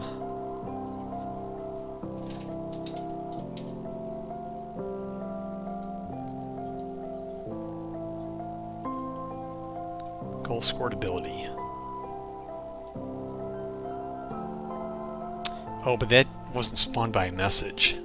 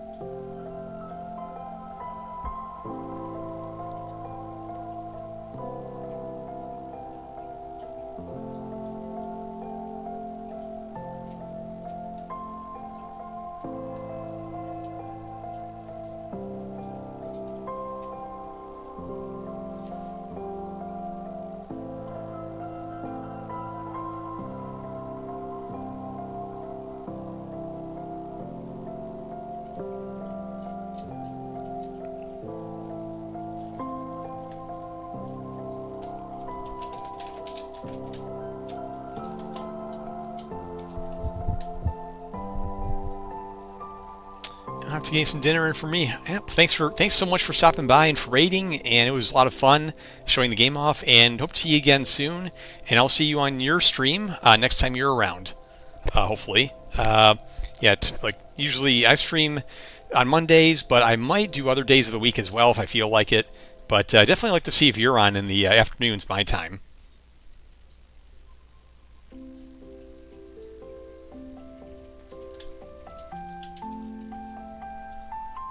Yep. Yeah, you take care too.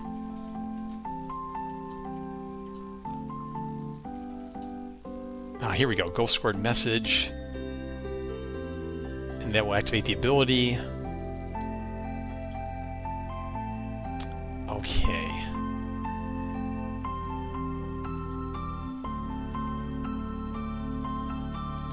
Yeah. Am I getting this from? Oh, right.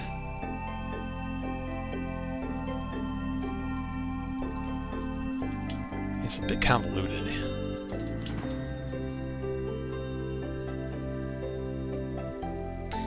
All right. There's old state.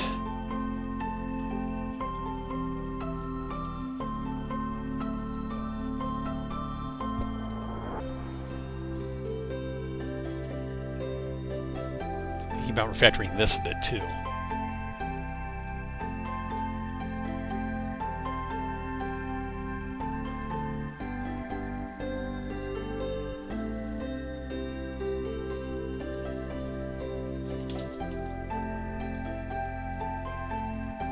Match hero.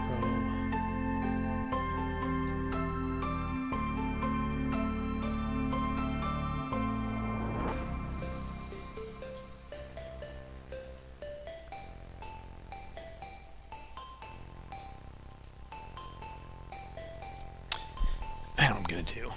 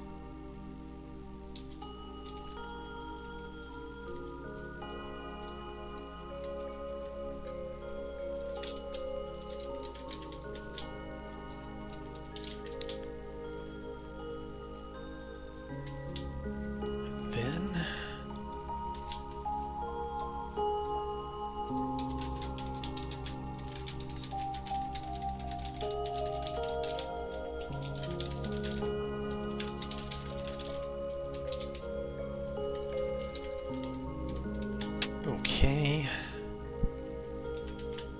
That'll clean things up a little bit more.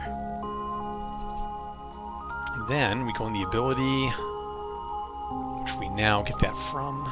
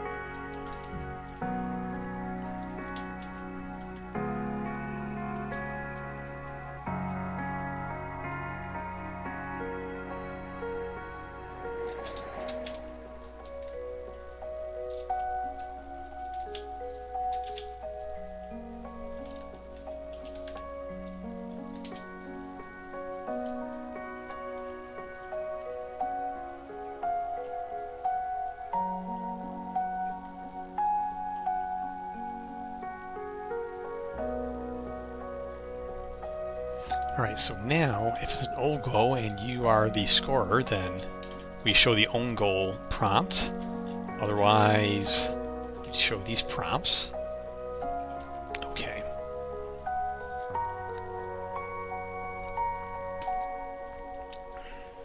Put a breakpoint here for testing. We do. Alright, and where else did we see own goal?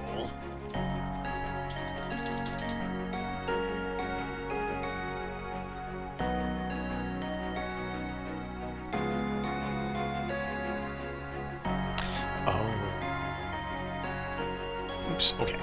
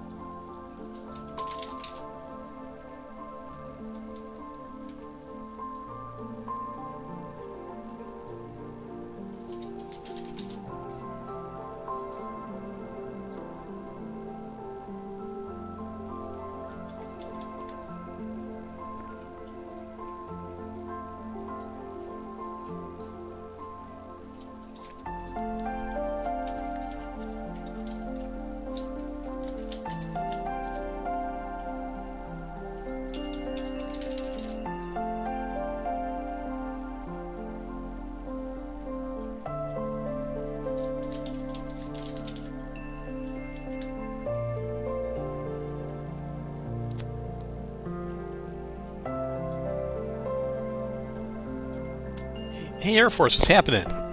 I had a big raid earlier and still bumping over here, so just working on some bug fixing here. I got to play the game earlier, that was kind of fun. Alright, own goal. Here we go.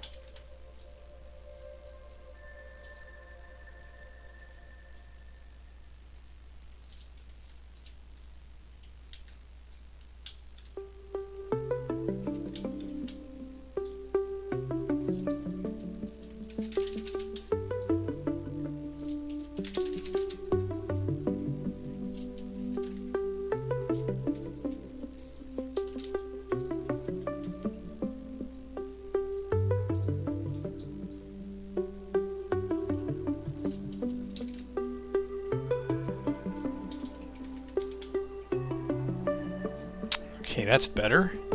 Let's do own goal. Outside the project.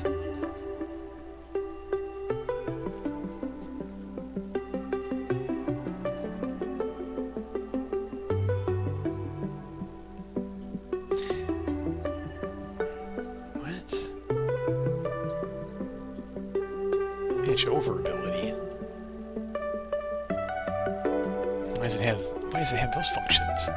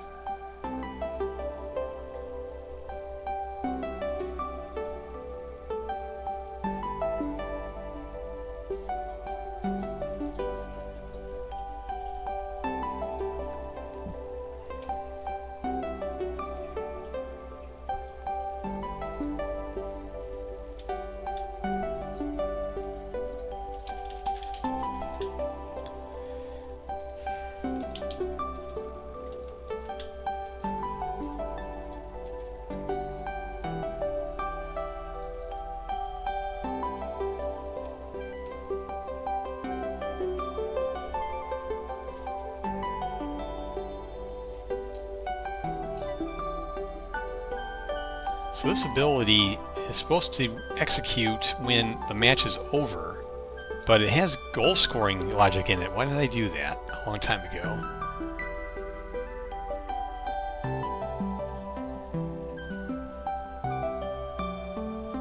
I didn't see it being called anywhere. Like, it's not even used. But it must be. I'll have to test that. Let's just hide all this.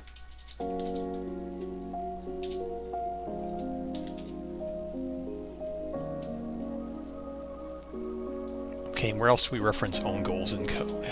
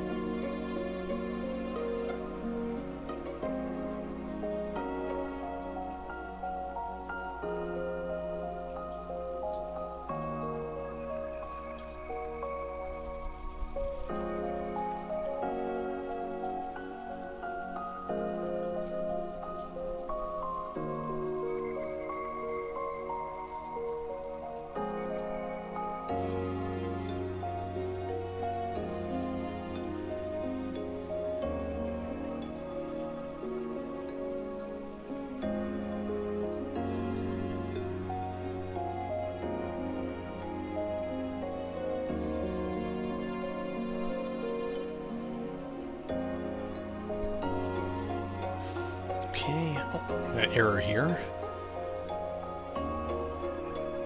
Oh, I know why that's happening.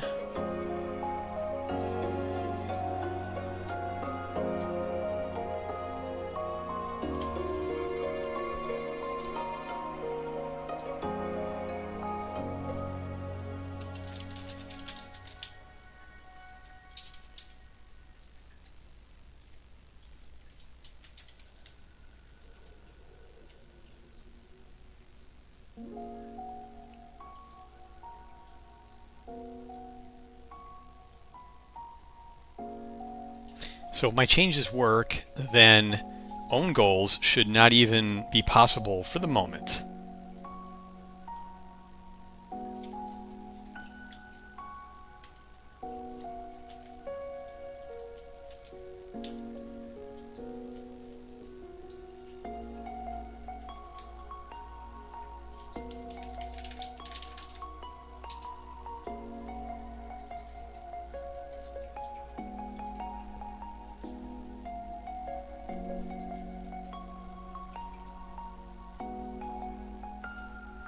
Gotta update these variables too. That should be capital M.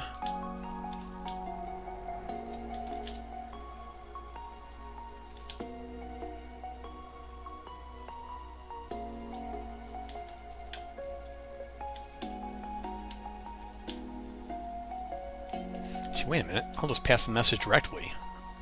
That'd make more sense.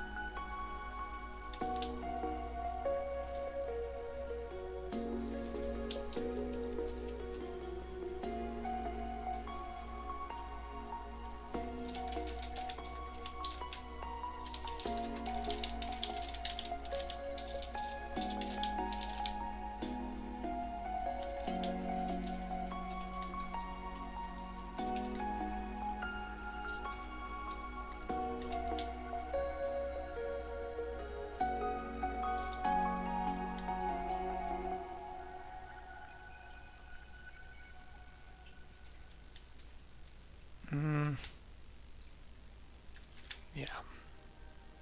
Oh no, I can't do that.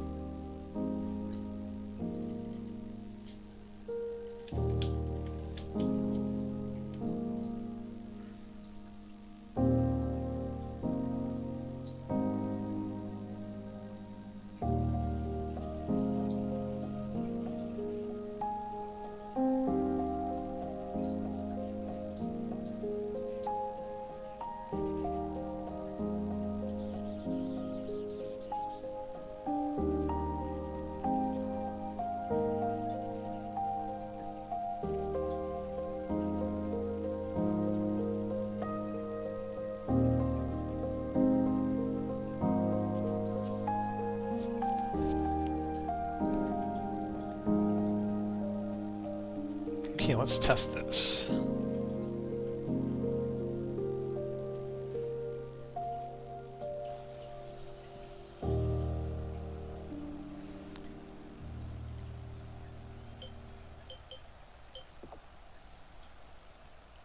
going to do something a little different. I'm going to actually grab the ball and then run it into my own goal and see what happens.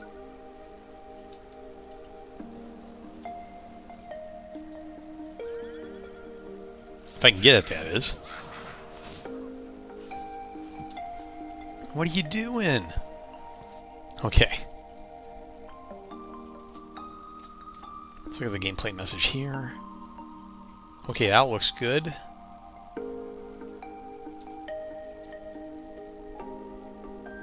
And I'll go score myself.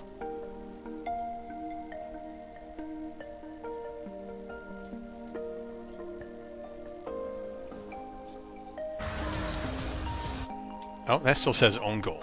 Why is that?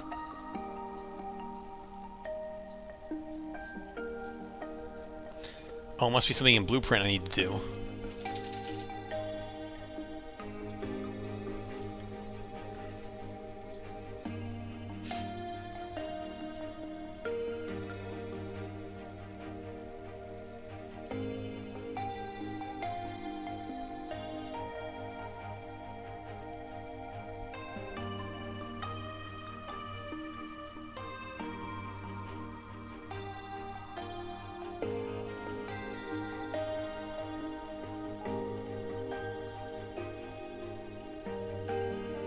Here we go. Yeah, we need to fix this. Let's get rid of this. And add this.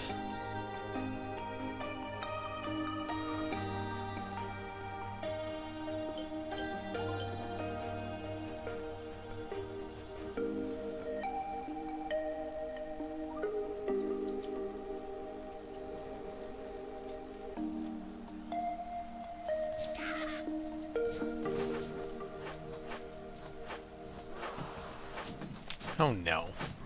You ruined my test. Pass it to me. Alright, I'll just score a goal here then. Oh, almost had it. I'm trying to test something. Wait a minute, I know how to test this. Thank you. Well, I can do this. Okay, good. Good. Also, there's another bug I want to write in before I forget. So let's go back to the... This one's really bothering me, so we'll create a new bug. Say, sometimes abilities can't be used on the field. It's usually buffs. And that's a P0. That's a major bug that I need to fix. Okay, good. I just don't want to forget that. Now back to the own goal bug. So now we're in a better place.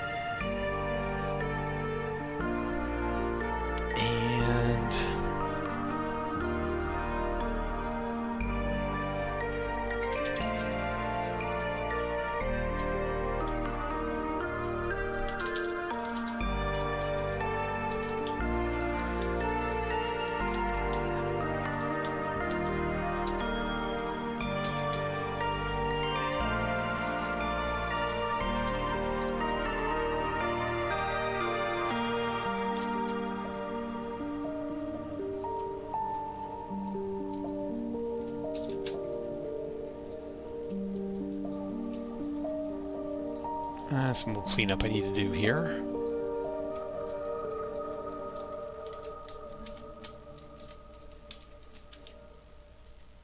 There.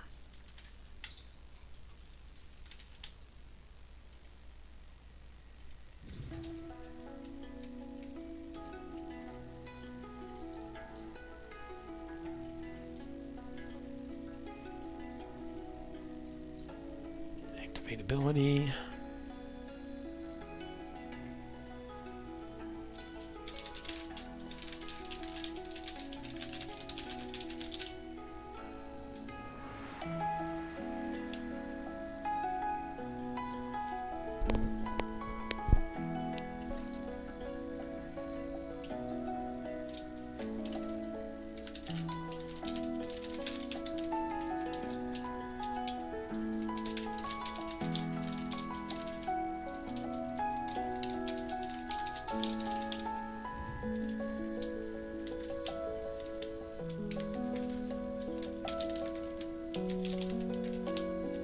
Okay.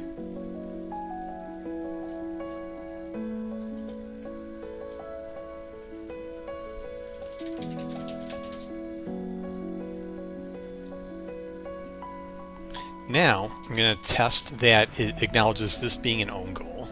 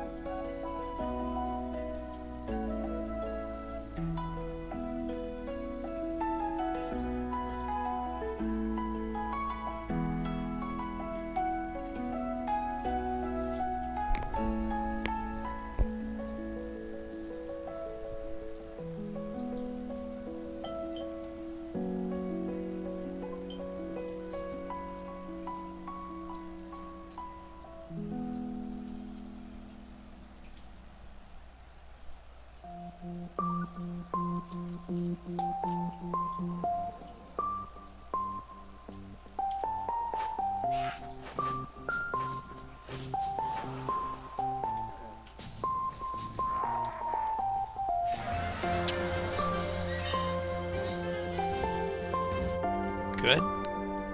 Now something else I want to see, the whole ending the match thing. I don't understand why the goal code was in there. Maybe this will help me understand it. And do end match. It was never called. Match over ability was never activated. Huh.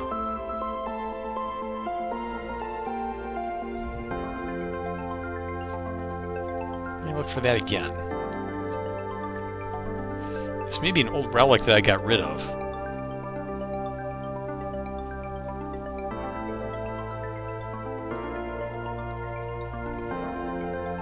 Okay, what if I get rid of this from the hero definition?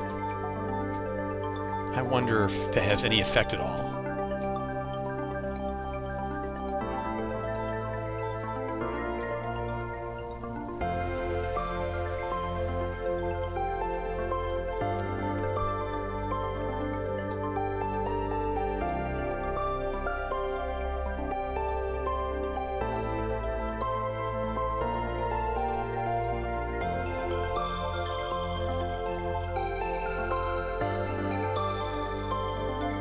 Seems to have no effect.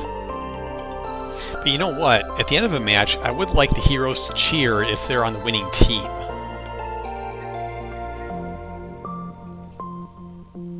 So maybe I'll enter a task for that and do that at a later time, because I'm not concerned about that tonight. But I want to do a search for it here.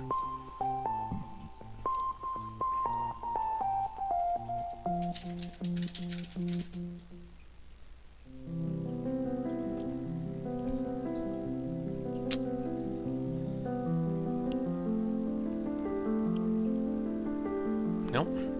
All right, well, that settles it. That is a relic of an old time that needs to be executed.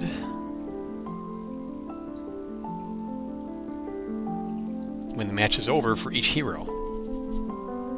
I don't know why this was in it, but it shouldn't be. So these, not a goal celebration or anything. It's knocked down. Don't need any of this stuff at all. Match over. When a goal scored, yeah. This was a flat out copy and paste job. That's what it is. So we're going to say apply to all heroes when a match ends.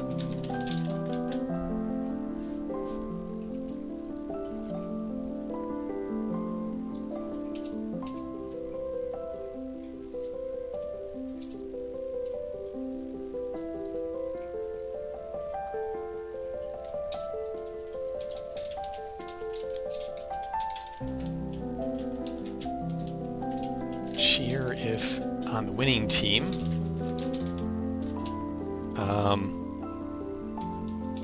Cheer if on the losing team.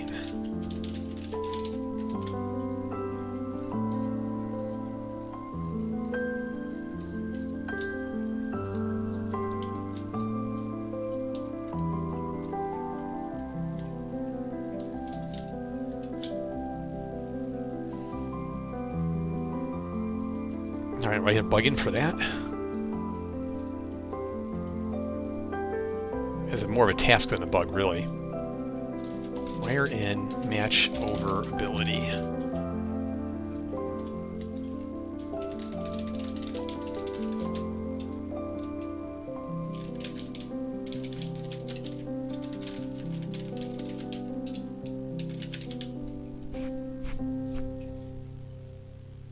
There. Oops. There we go.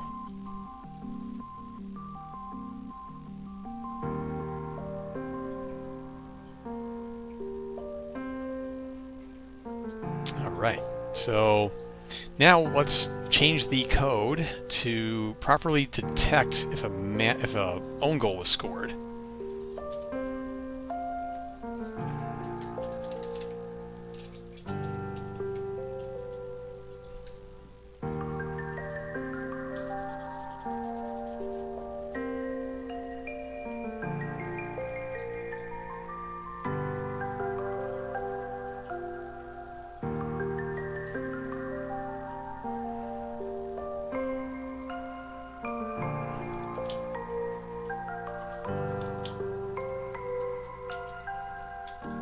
So this kind of takes us full circle back to where we were when I started working on this bug, except now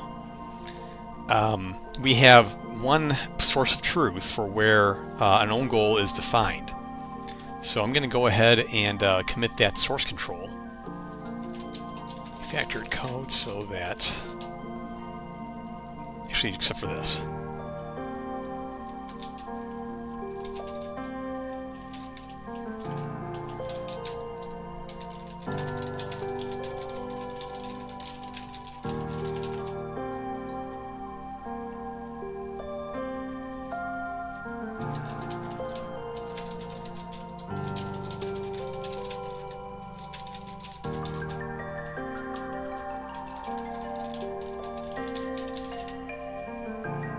There we go. That is what is called the source control. It's what game developers, and really any developer, uses to retain the state of their project at a given time. And it is super helpful for a number of things. Saving your changes on the cloud. So if your computer crashes, then you can get your changes back. It's good for rolling back specific changes instead of having to go back to another backup based on day rather than changes. It lets other developers collaborate in the same project. So it's a lot of good things come from that. So I'm gonna let this game play itself for now. I want to see if I can capture an own goal happening, but I want to understand the sequence of events that leads to an own goal now. So let me double check that this change is in. Good. Scorer and goal are friendly. Let's bring out the visual debugger. Or no, the visual logger. Where did I put it? Here we go. I'm going to turn the sound down of the game a little bit so it doesn't interfere too much with the background music.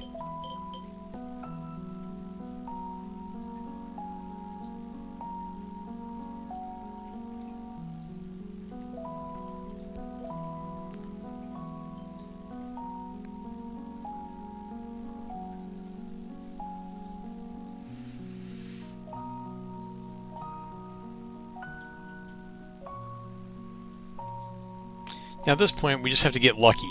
We hope that they score an own goal.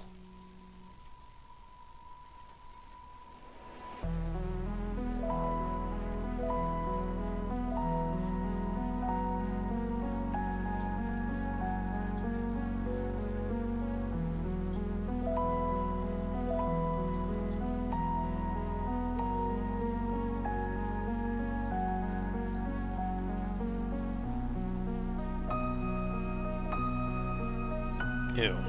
Seem to get stuck on that rock there.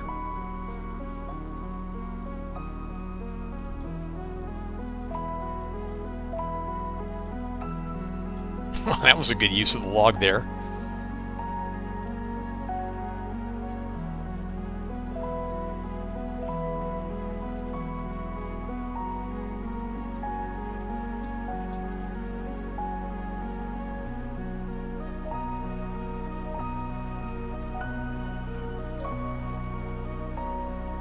Yeah, of course, now they're not going to score own goals when I'm watching, when I want them to. Oh, that was way open.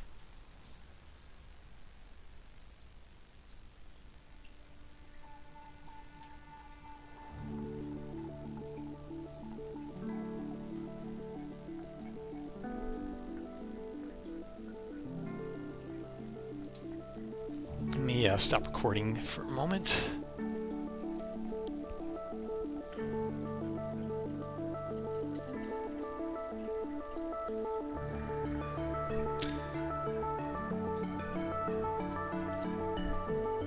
So I want to show you something. This is what's called the visual logger. This is a recording of what happened in the game in the past minute. You have the blue players are here. You see the outlines of their skeletons here. Red players on that side. You see what they were doing in the as far as the AI, and I can scroll around like that. See the decisions they're trying to make. And like watching the game, almost like a replay for debugging purposes. So he's got the ball.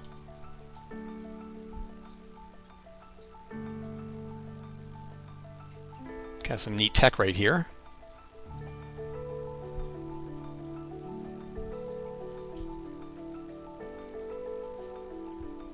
Now this tech actually is by default you don't see this in games. I picked this up along the way as far as implementing it myself. So the engine has the visual logger capabilities, but I'm the one who every frame would map the skeletons and these points and all these things, so it was easier to understand what was going on.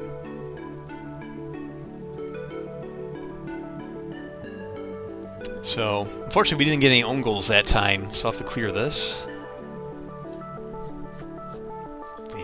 Stop that. Go away.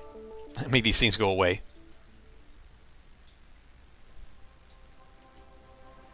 Okay.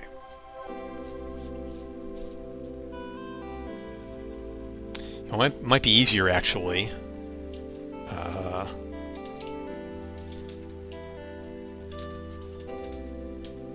No, that's not what I want.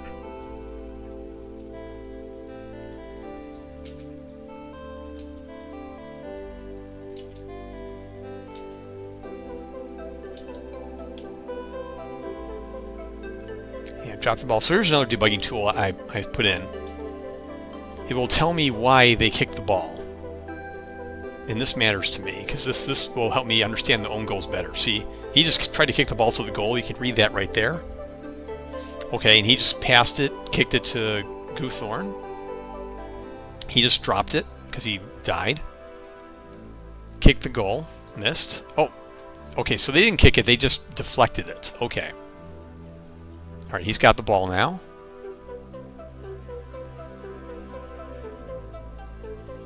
I think deflection is the key to this. He dropped it. They both dropped it.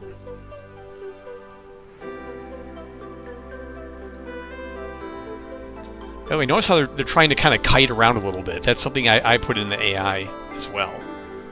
So they just don't keep going straight to the goal and straight here and there. They actually try to avoid projectiles. What was that? Oh, kick the prowler. He got it.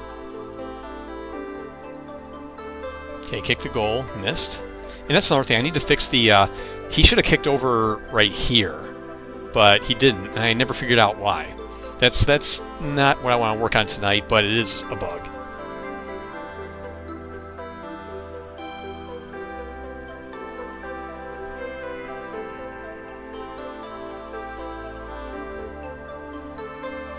Oh, wow. Good spikes there. Wow. Good offense on that one. Oh, wasn't for that rock. Dropped it.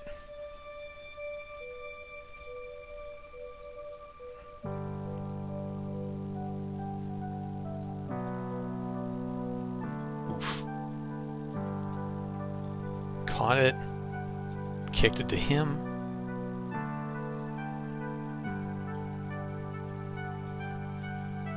Kicked it to Goothorn. Good kick.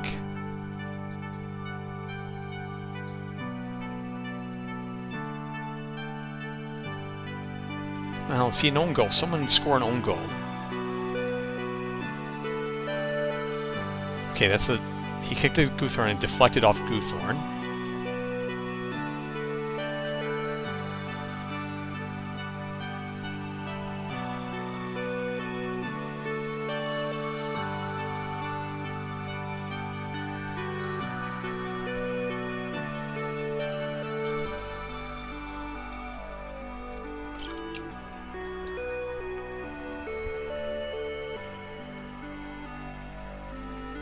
What a mess.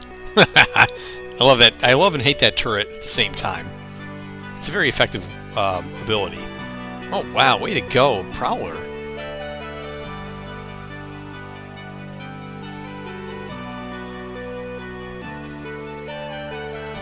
See, notice he went north of that log because Grace was going after him.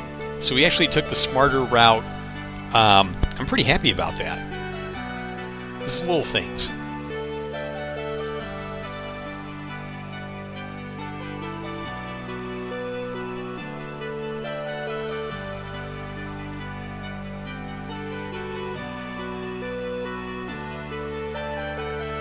Whoa. Try to kick it all the way to Grace. Okay.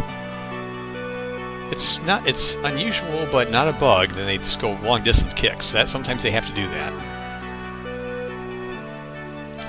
Yeah, notice how she was following in parallel with him instead of trying to chase him. That was another thing I like. That's another design of the AI. You know what would be cool is if I could have players control the AI themselves. That'd be kind of sweet. As in, okay, so that was a good score. It bounced off Ulrich and hit Dodger, I think. That could have been an own goal, actually. Yeah, so I was thinking it'd be cool as if you could use a mod to replace the built-in AI with your own. But that would be a fair bit of work, though. I don't know if you ever get the payoff. Okay, you kicked it to Ulrich. Good fundamentals right there. That's good. The passing and all, very good. Okay, kicked it to Horse, caught it, gave it to Goothorn. Okay. Yeah, no one's getting own goals now because I want it to happen. Okay, good catch.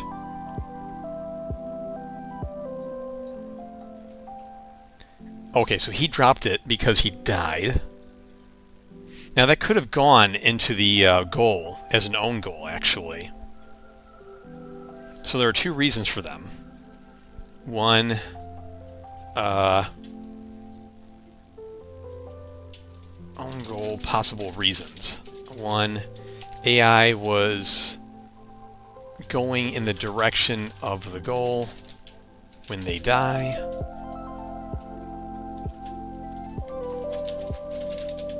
Two, ball bounced off,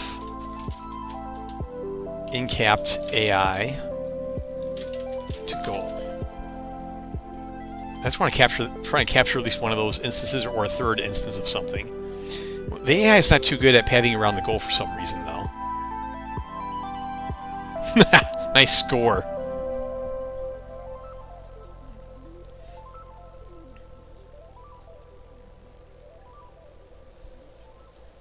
Oh, nice offense there. They had everyone in the middle. Whoa, what the heck?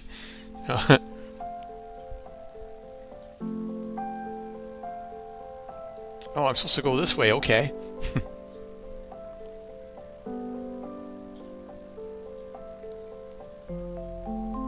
Yeah, I don't think we're going to see one in 5 seconds, but you never know. Nope, that's that. All right, I'll try one more time.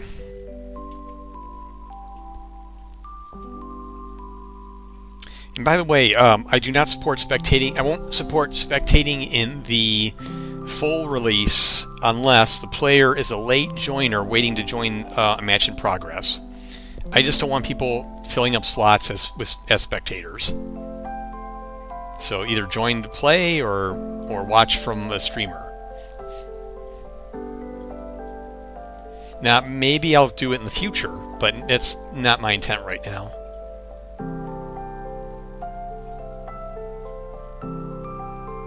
One thing I will need to do something about, it's not even in my list yet, in addition to things like banning, player vote, kick votes, is what to do about players who just idle. Like, I can join a game, just get free, free points, free XP, just joining a game.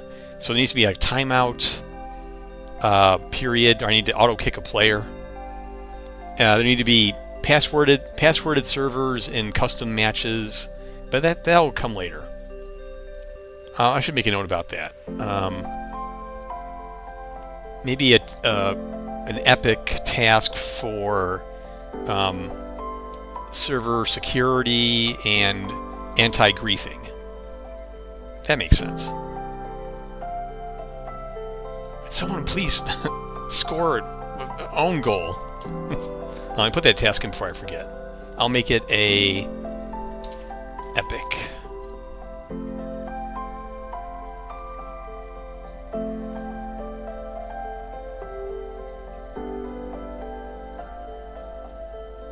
I'm going to call this an epic. Support server anti-griefing behavior and password support. We'll say kick players who don't respond in 30 seconds.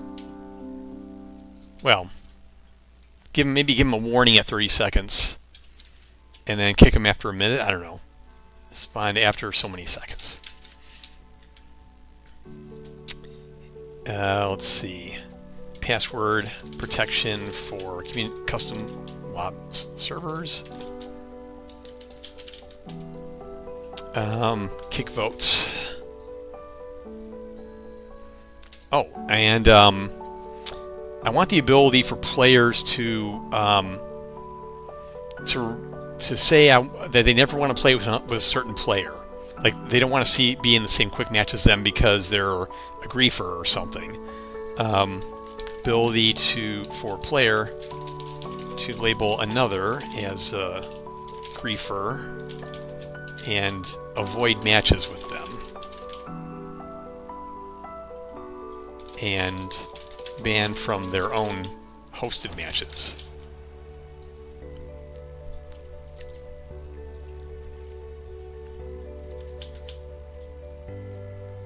So they'll need to come later. But for now, hopefully everyone will play nice until I'm ready. And if they don't, well, I'll have to move it up in my timeline. In fact, I should put it in my roadmap. So say, where should that go? I don't know. I kind of think it goes higher, more important than stats. Griefing.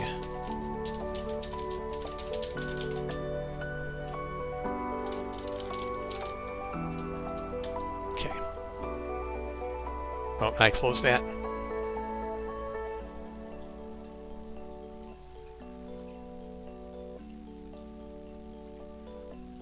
Yeah. Okay. All right, let's try and get that own goal. Oh, nice.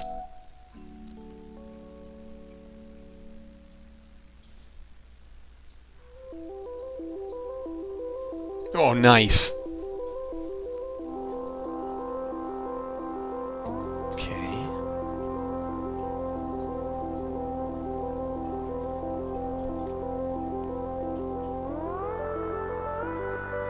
That was so open. What happened to you, Goothorn? You should have ran for him.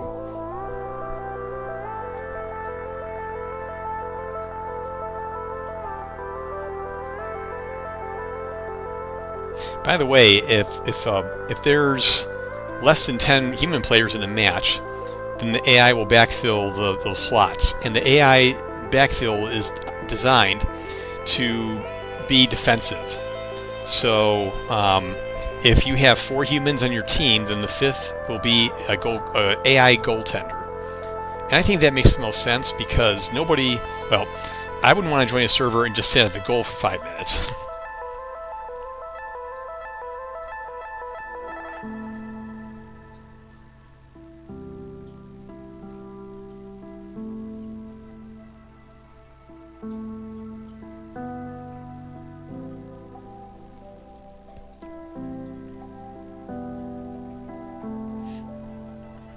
Although some players might want to, but all the same, I think it's the best overall slot for the AI.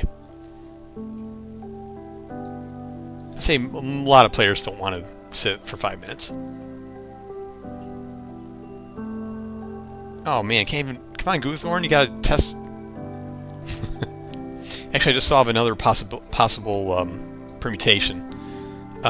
So, when ball can bounce off AI who just possessed the ball a moment earlier. What happens is when the AI kicks the ball, then they're not allowed to possess the ball for I think it was a quarter of a second, and that keeps them from catching the ball that they just kicked. So that's that I could see that being a thing, a reason for an own goal as well. I think own goals are probably driven from bounces most of the time.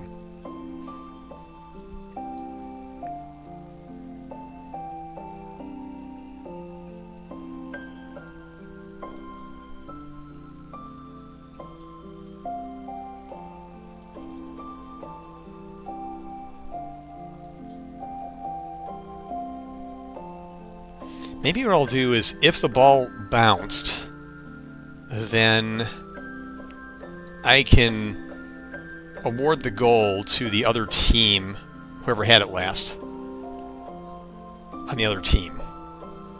I don't know.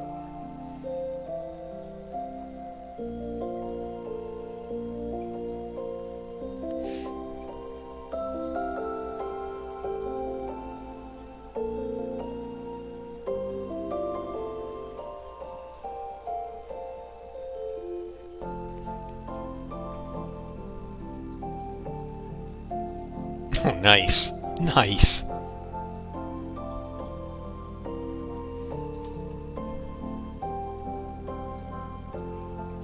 Oh. Yeah, like I said earlier, now that I want to see an own goal, now it's not happening anymore.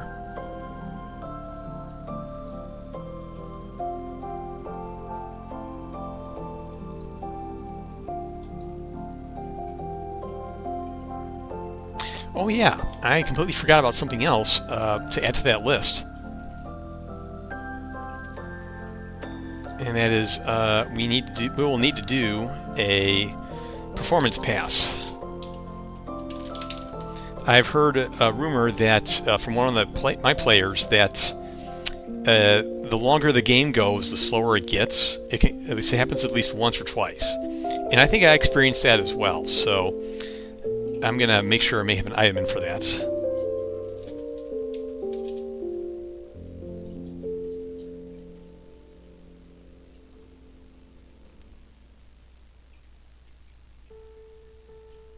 It's got to be on each field too.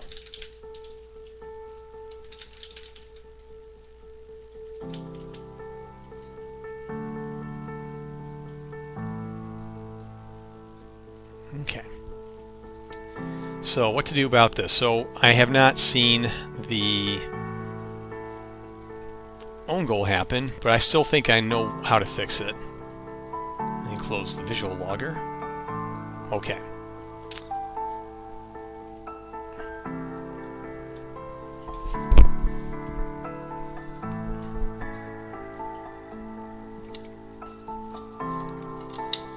We're going to go to the soccer ball. We'll see. We'll keep this tab open.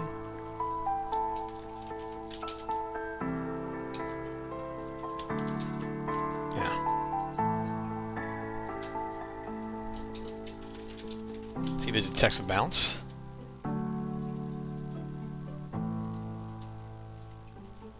Alright, if it did bounce,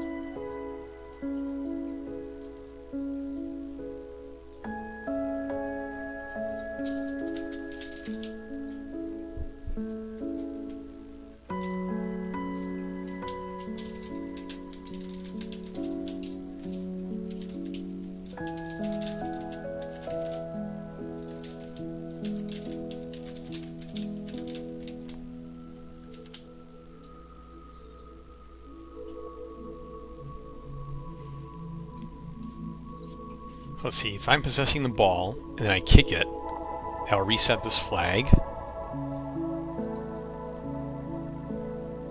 Okay.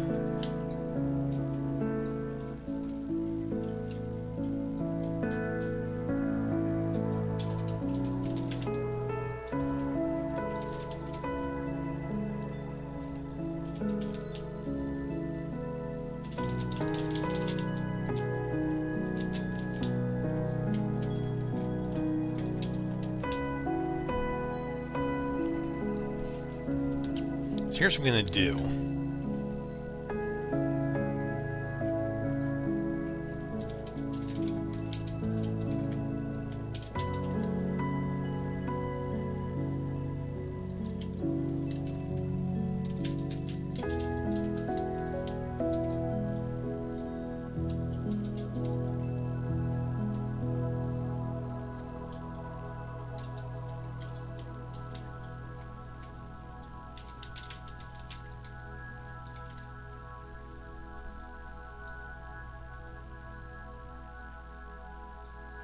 Oh, I need to decide that from the ball itself.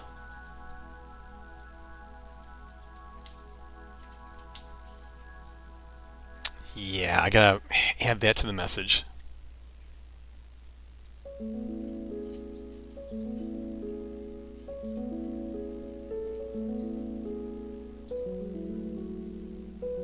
It needs to be processed here.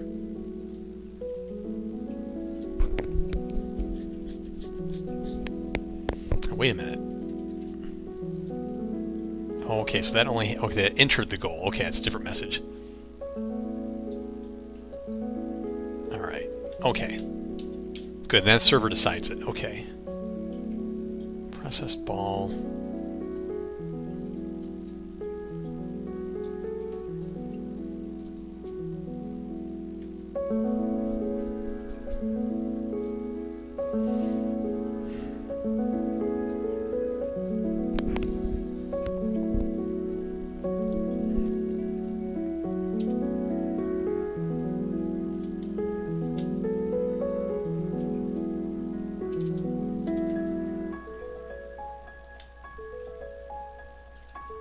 Wait a minute. Processor. Oh, this cancels out the this stuff.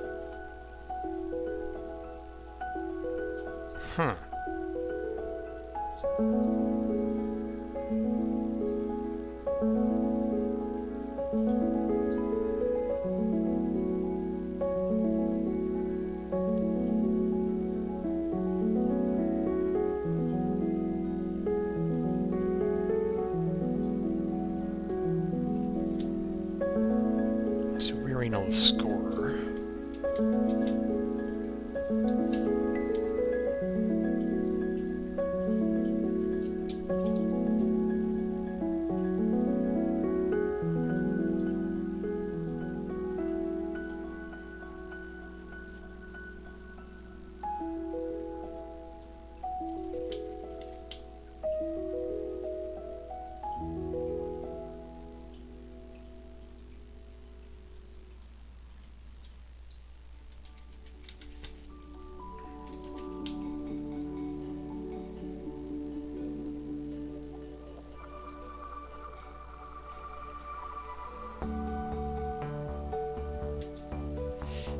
No, this doesn't add up to me. So first of all, this does need to be changed. So we're going to go, let's close the editor.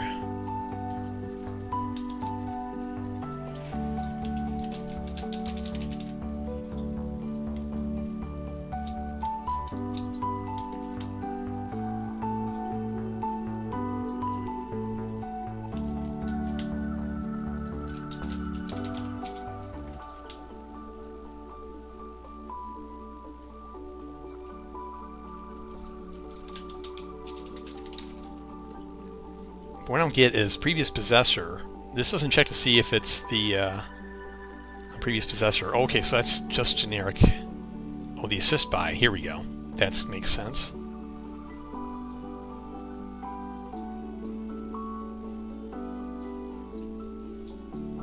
But we want to figure out the scorer first. So, let's start.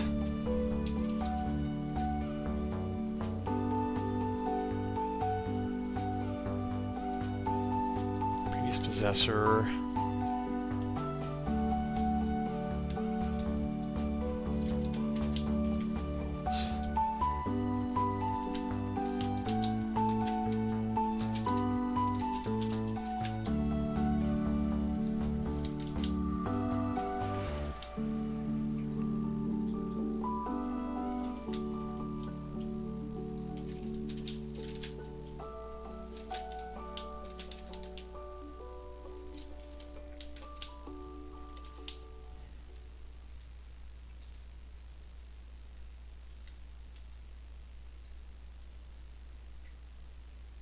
Yeah, so it's pretty much the same thing. Okay.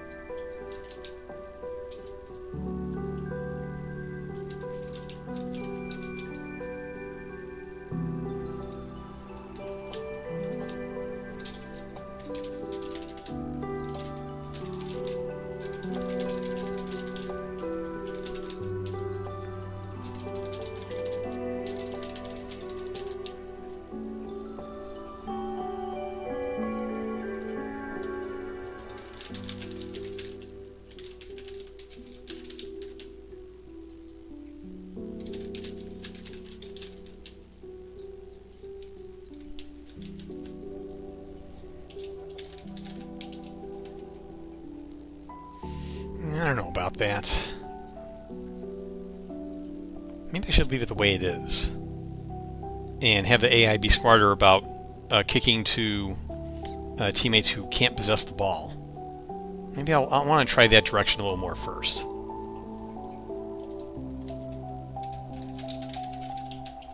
So I'm going to keep at this and maybe try it repro a few more times.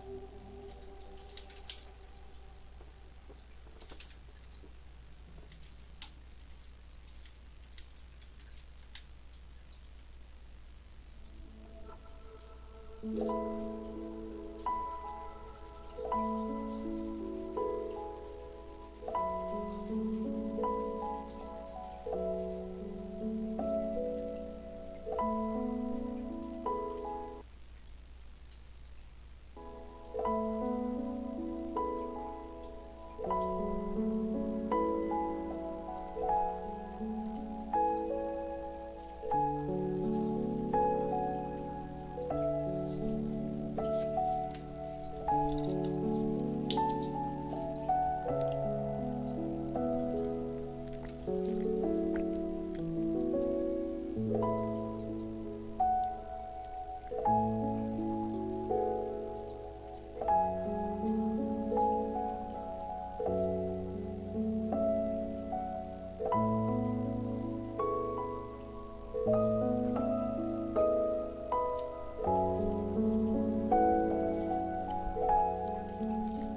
you know what? I don't think I need that boolean right now.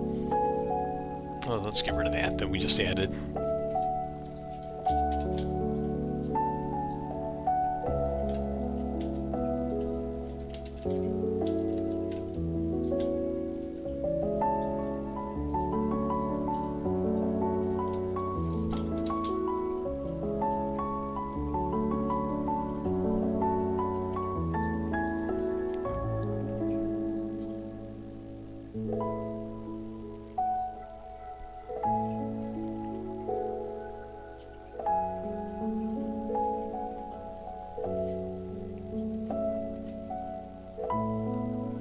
Just making sure my changes look good so far.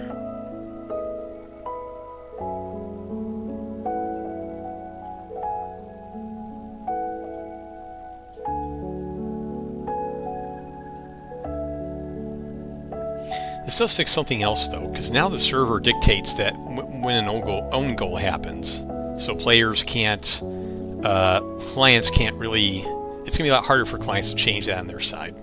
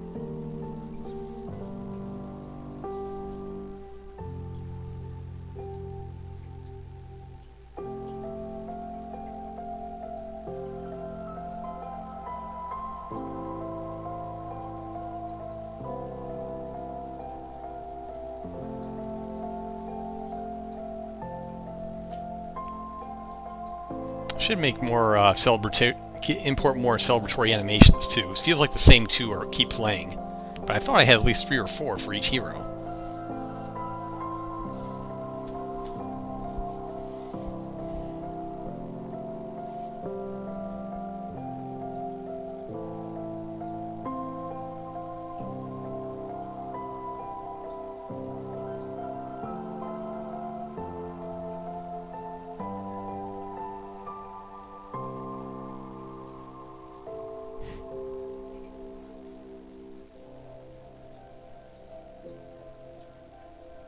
Uh-oh. Did he get stuck? Yeah, ball got stuck in the tree. I need to widen the physics boundaries of that tree real quick. So let's go to details. Not bug I expected to be fixing right now, but I need to.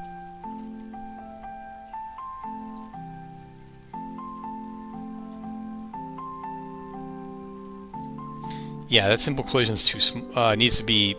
Actually, wait a minute. If I did push it out, would it make a difference? No, it's just the shape of it.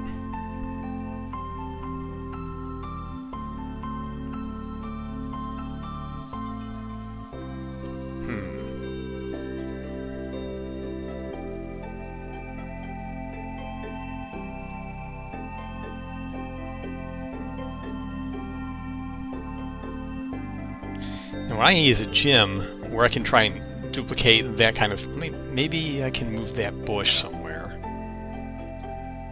that I can test in. What do we have for testing here?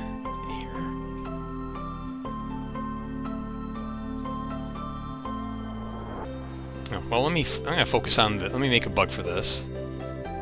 And focus on the ball problem first.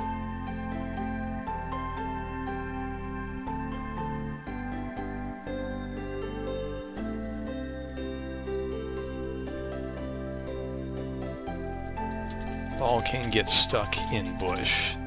Dodger. In unknown ruins. Near blue goal. Okay. Alright, this time I'm going to join the game. Maybe it will have more luck if I'm actually there when it happens.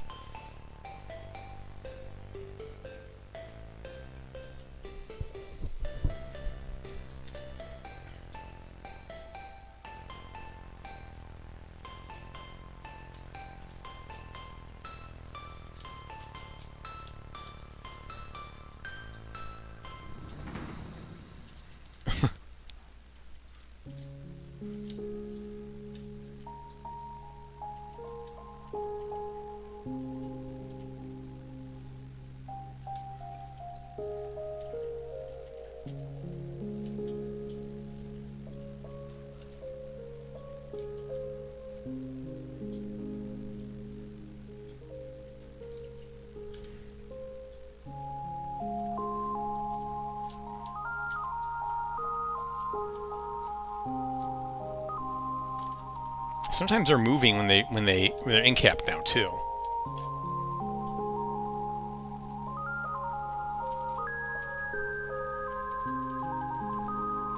Let me test that.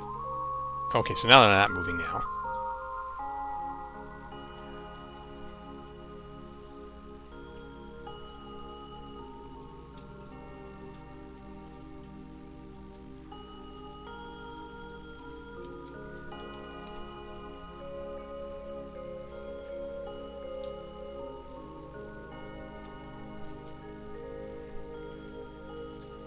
This be some good oh yeah, good score.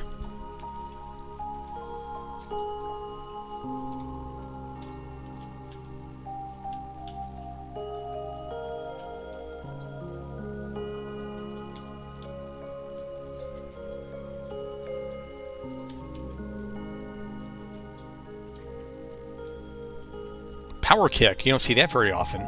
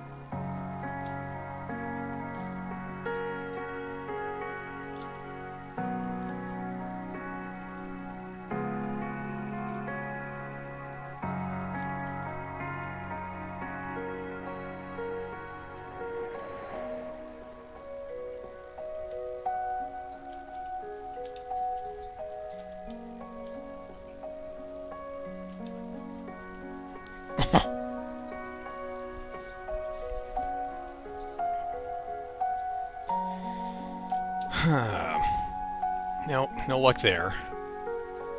Let me make sure own goals still work directly first. And then I want to move on to one more other thing before I start to wrap things up, because it's starting to get late for me. I want to make sure a regular own goal works. And my team will stop me from doing it. Unless I do this. Destroy bot heroes. Bam. There. I just did a debug command that gets rid of all the bots, so I can score wherever I want.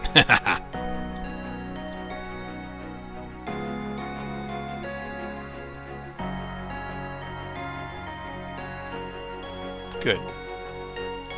So that still works. So let me commit that. That was a slight improvement over the existing code, but I still want to keep that.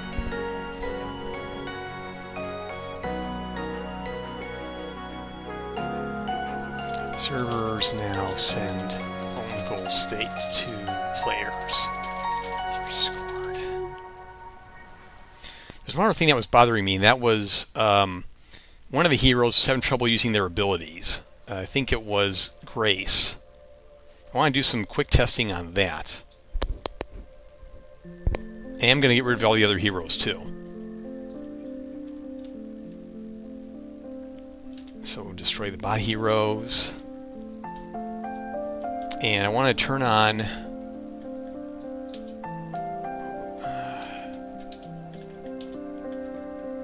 match. Oh, cool. I want to go to debug player. Yeah, this. So this white line connects my crosshair to the player.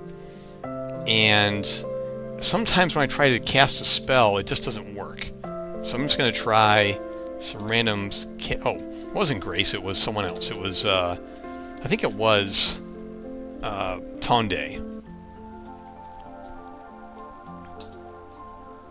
Wait for those cooldowns to finish up.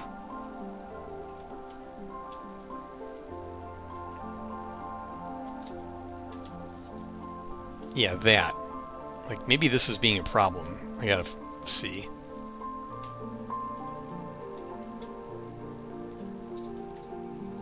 Okay, that's summoned. What about this?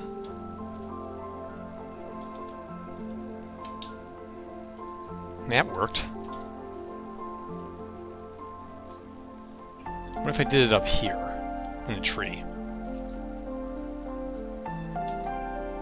Okay, that worked.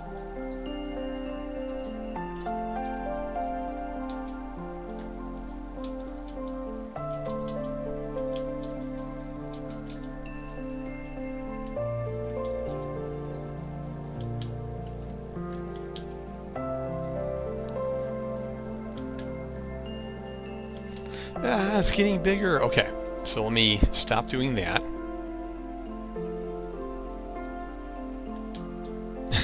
Yeah, I broke it. Yeah, I can't cast it. Why can't I cast this? In fact, yeah, that didn't work.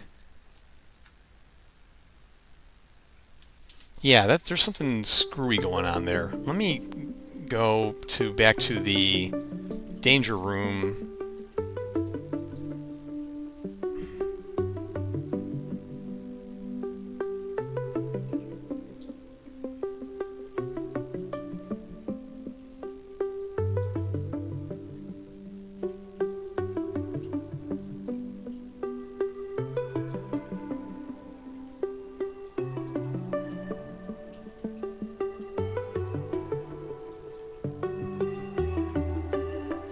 And play as Tonde.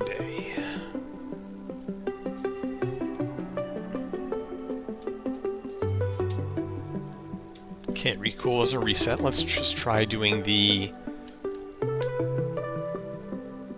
Yeah, I don't even see that. Yeah, I don't even see that in the game. I don't see that ring. Yeah, that's not appearing in the game. That should be. Okay, what if I did it from a distance? Yeah, so that's a problem. I don't even see the ring in the game. Maybe it's too close to the ground.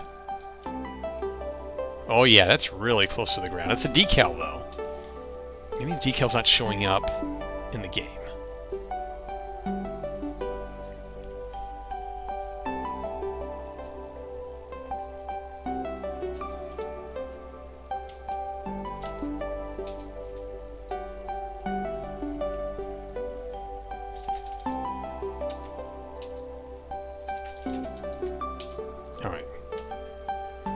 If I just did it here. I can't do it at all now. Hey, the no cooldowns thing isn't working. Or I turned it off. That's probably what I did. Yeah, so that's one problem. The decal's not showing up.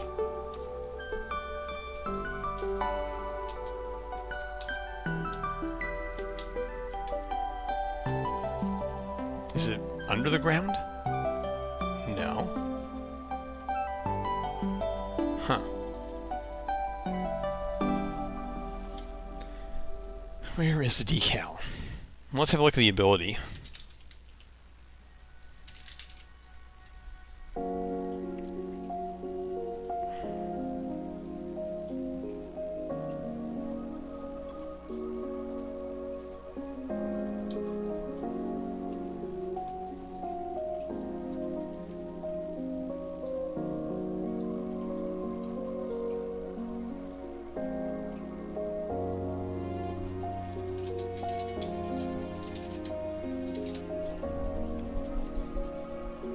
Okay, so let's get rid of this. Oh, the old one that is. Force that delete.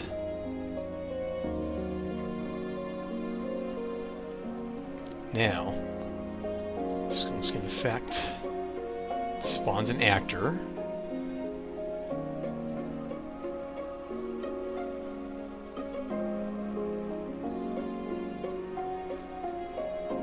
Oh, it's not a decal. All right. So it's probably right in the ground. So where's the VFX?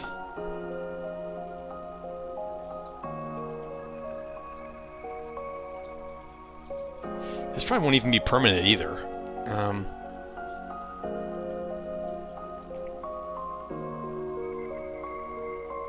Stamp the floor. Wait, what if I just put this in the field? Oh, won't let me do it. Because it's a hero thing. This is probably old too, right?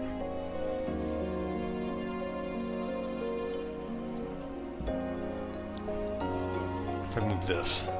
Okay, let's make a difference. Circle. Location offset, let's do 10. That puts it 10 centimeters off the ground. Let's see if it shows now.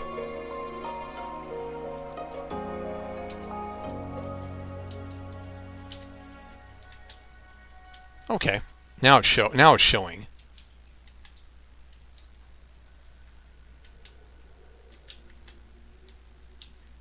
Okay, this isn't working. So let's look into why that's the case.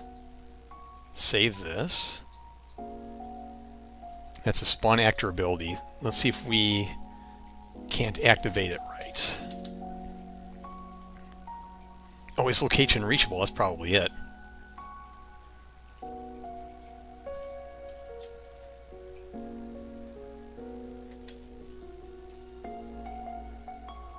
Oh, the super can't activate. Interesting. If I do this.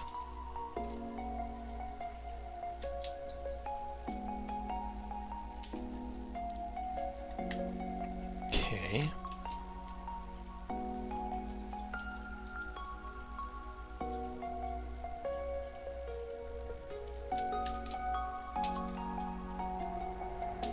And what if I did it super far away?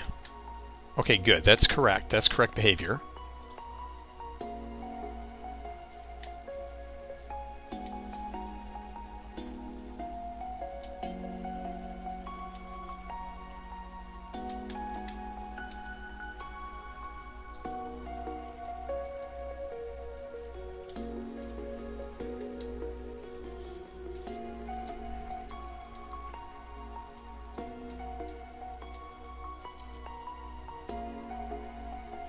Oh, okay, so there's a reachability test. Oh, so that's redundant. So we can take this out entirely.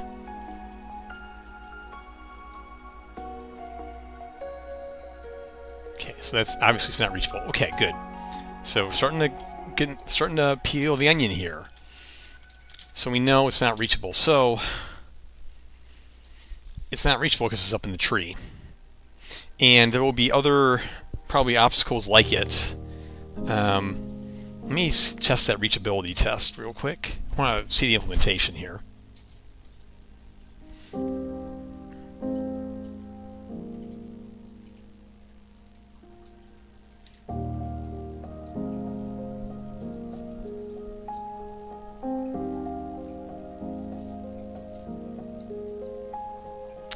The height difference. All right.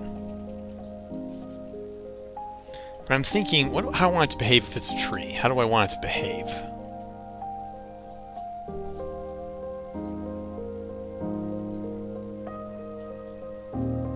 Oh, object, or static object query.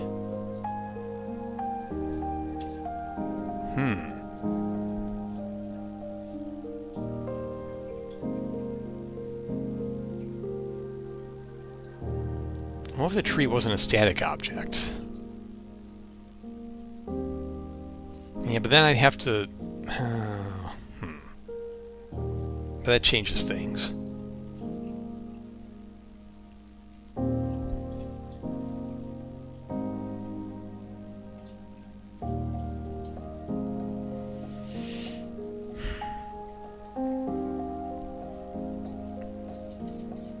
Could make it dynamic, and that would probably eke around the static test.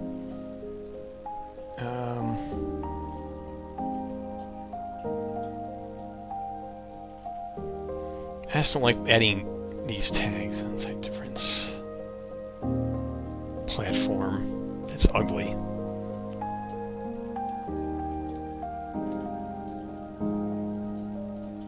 Let me see exactly which test is failing.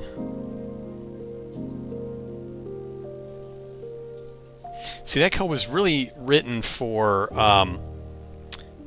trying to cast objects outside of the field, not so much trees inside it. That's not what it really was meant for. But that code doesn't know the difference.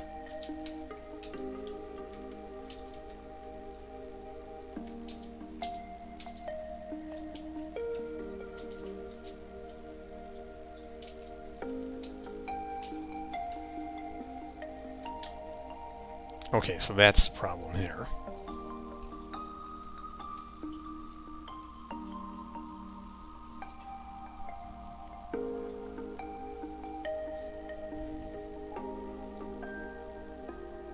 And what was the hit object for that? Oh, I already did a hit result.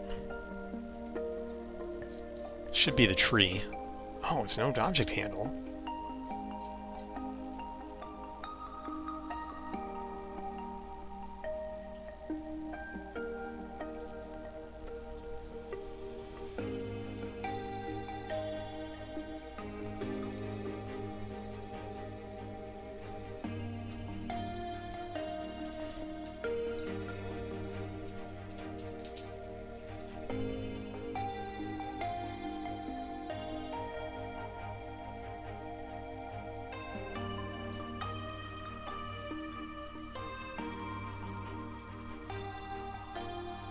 Actually, something that seems wrong to me somehow. All right, let me. I'm gonna do that test again, testing the edges of the field.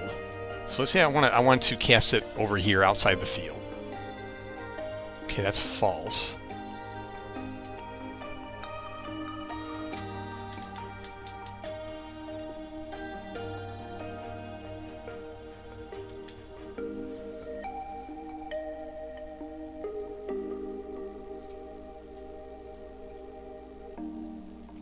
Okay, so that's just testing for thin air. Trace extent is 100.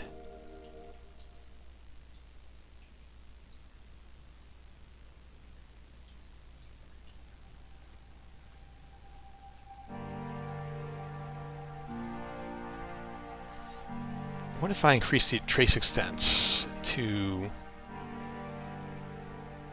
bigger numbers? Like, how tall is that tree anyway?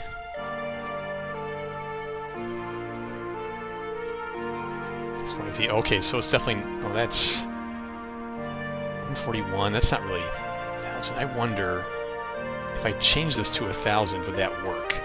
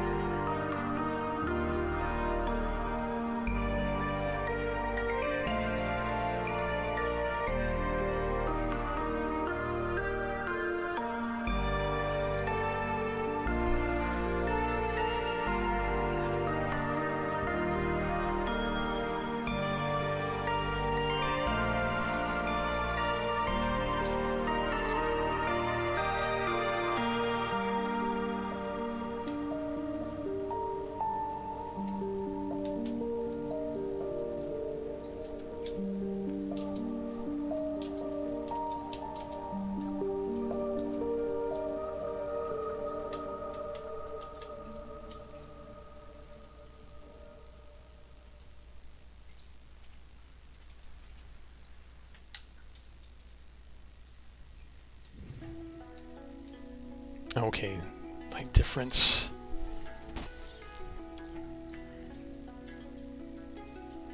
Now, alright, so it fails the line difference test, but if I were a player,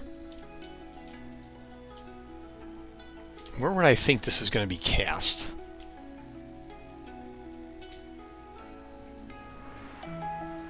First of all, I'd want it to always be cast because when I hit that control button and it's charged up, I want to use it.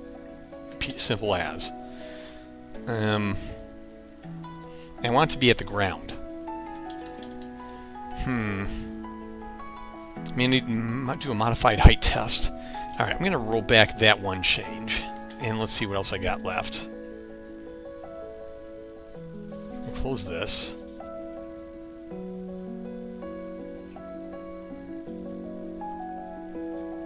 Okay, deleted, deprecated, tone day, asset. Let's see, that would be stone skin assets.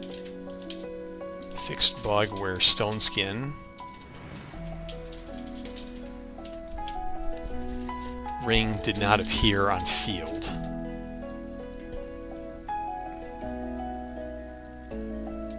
But it should be a decal. Now I'll just keep it at this. Removed redundant code in spawn actor ability. Okay, so I think I'm at the point where I'm starting to run on fumes and it is getting late for me. I still got a few more things I need to do before I go to bed. So I'm going to go ahead and find someone to raid us off to.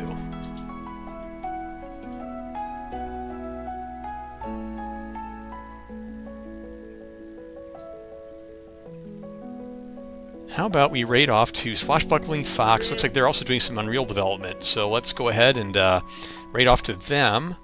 Yes, you Braxton Wise have a good evening yourself too. Let's go ahead and get that started.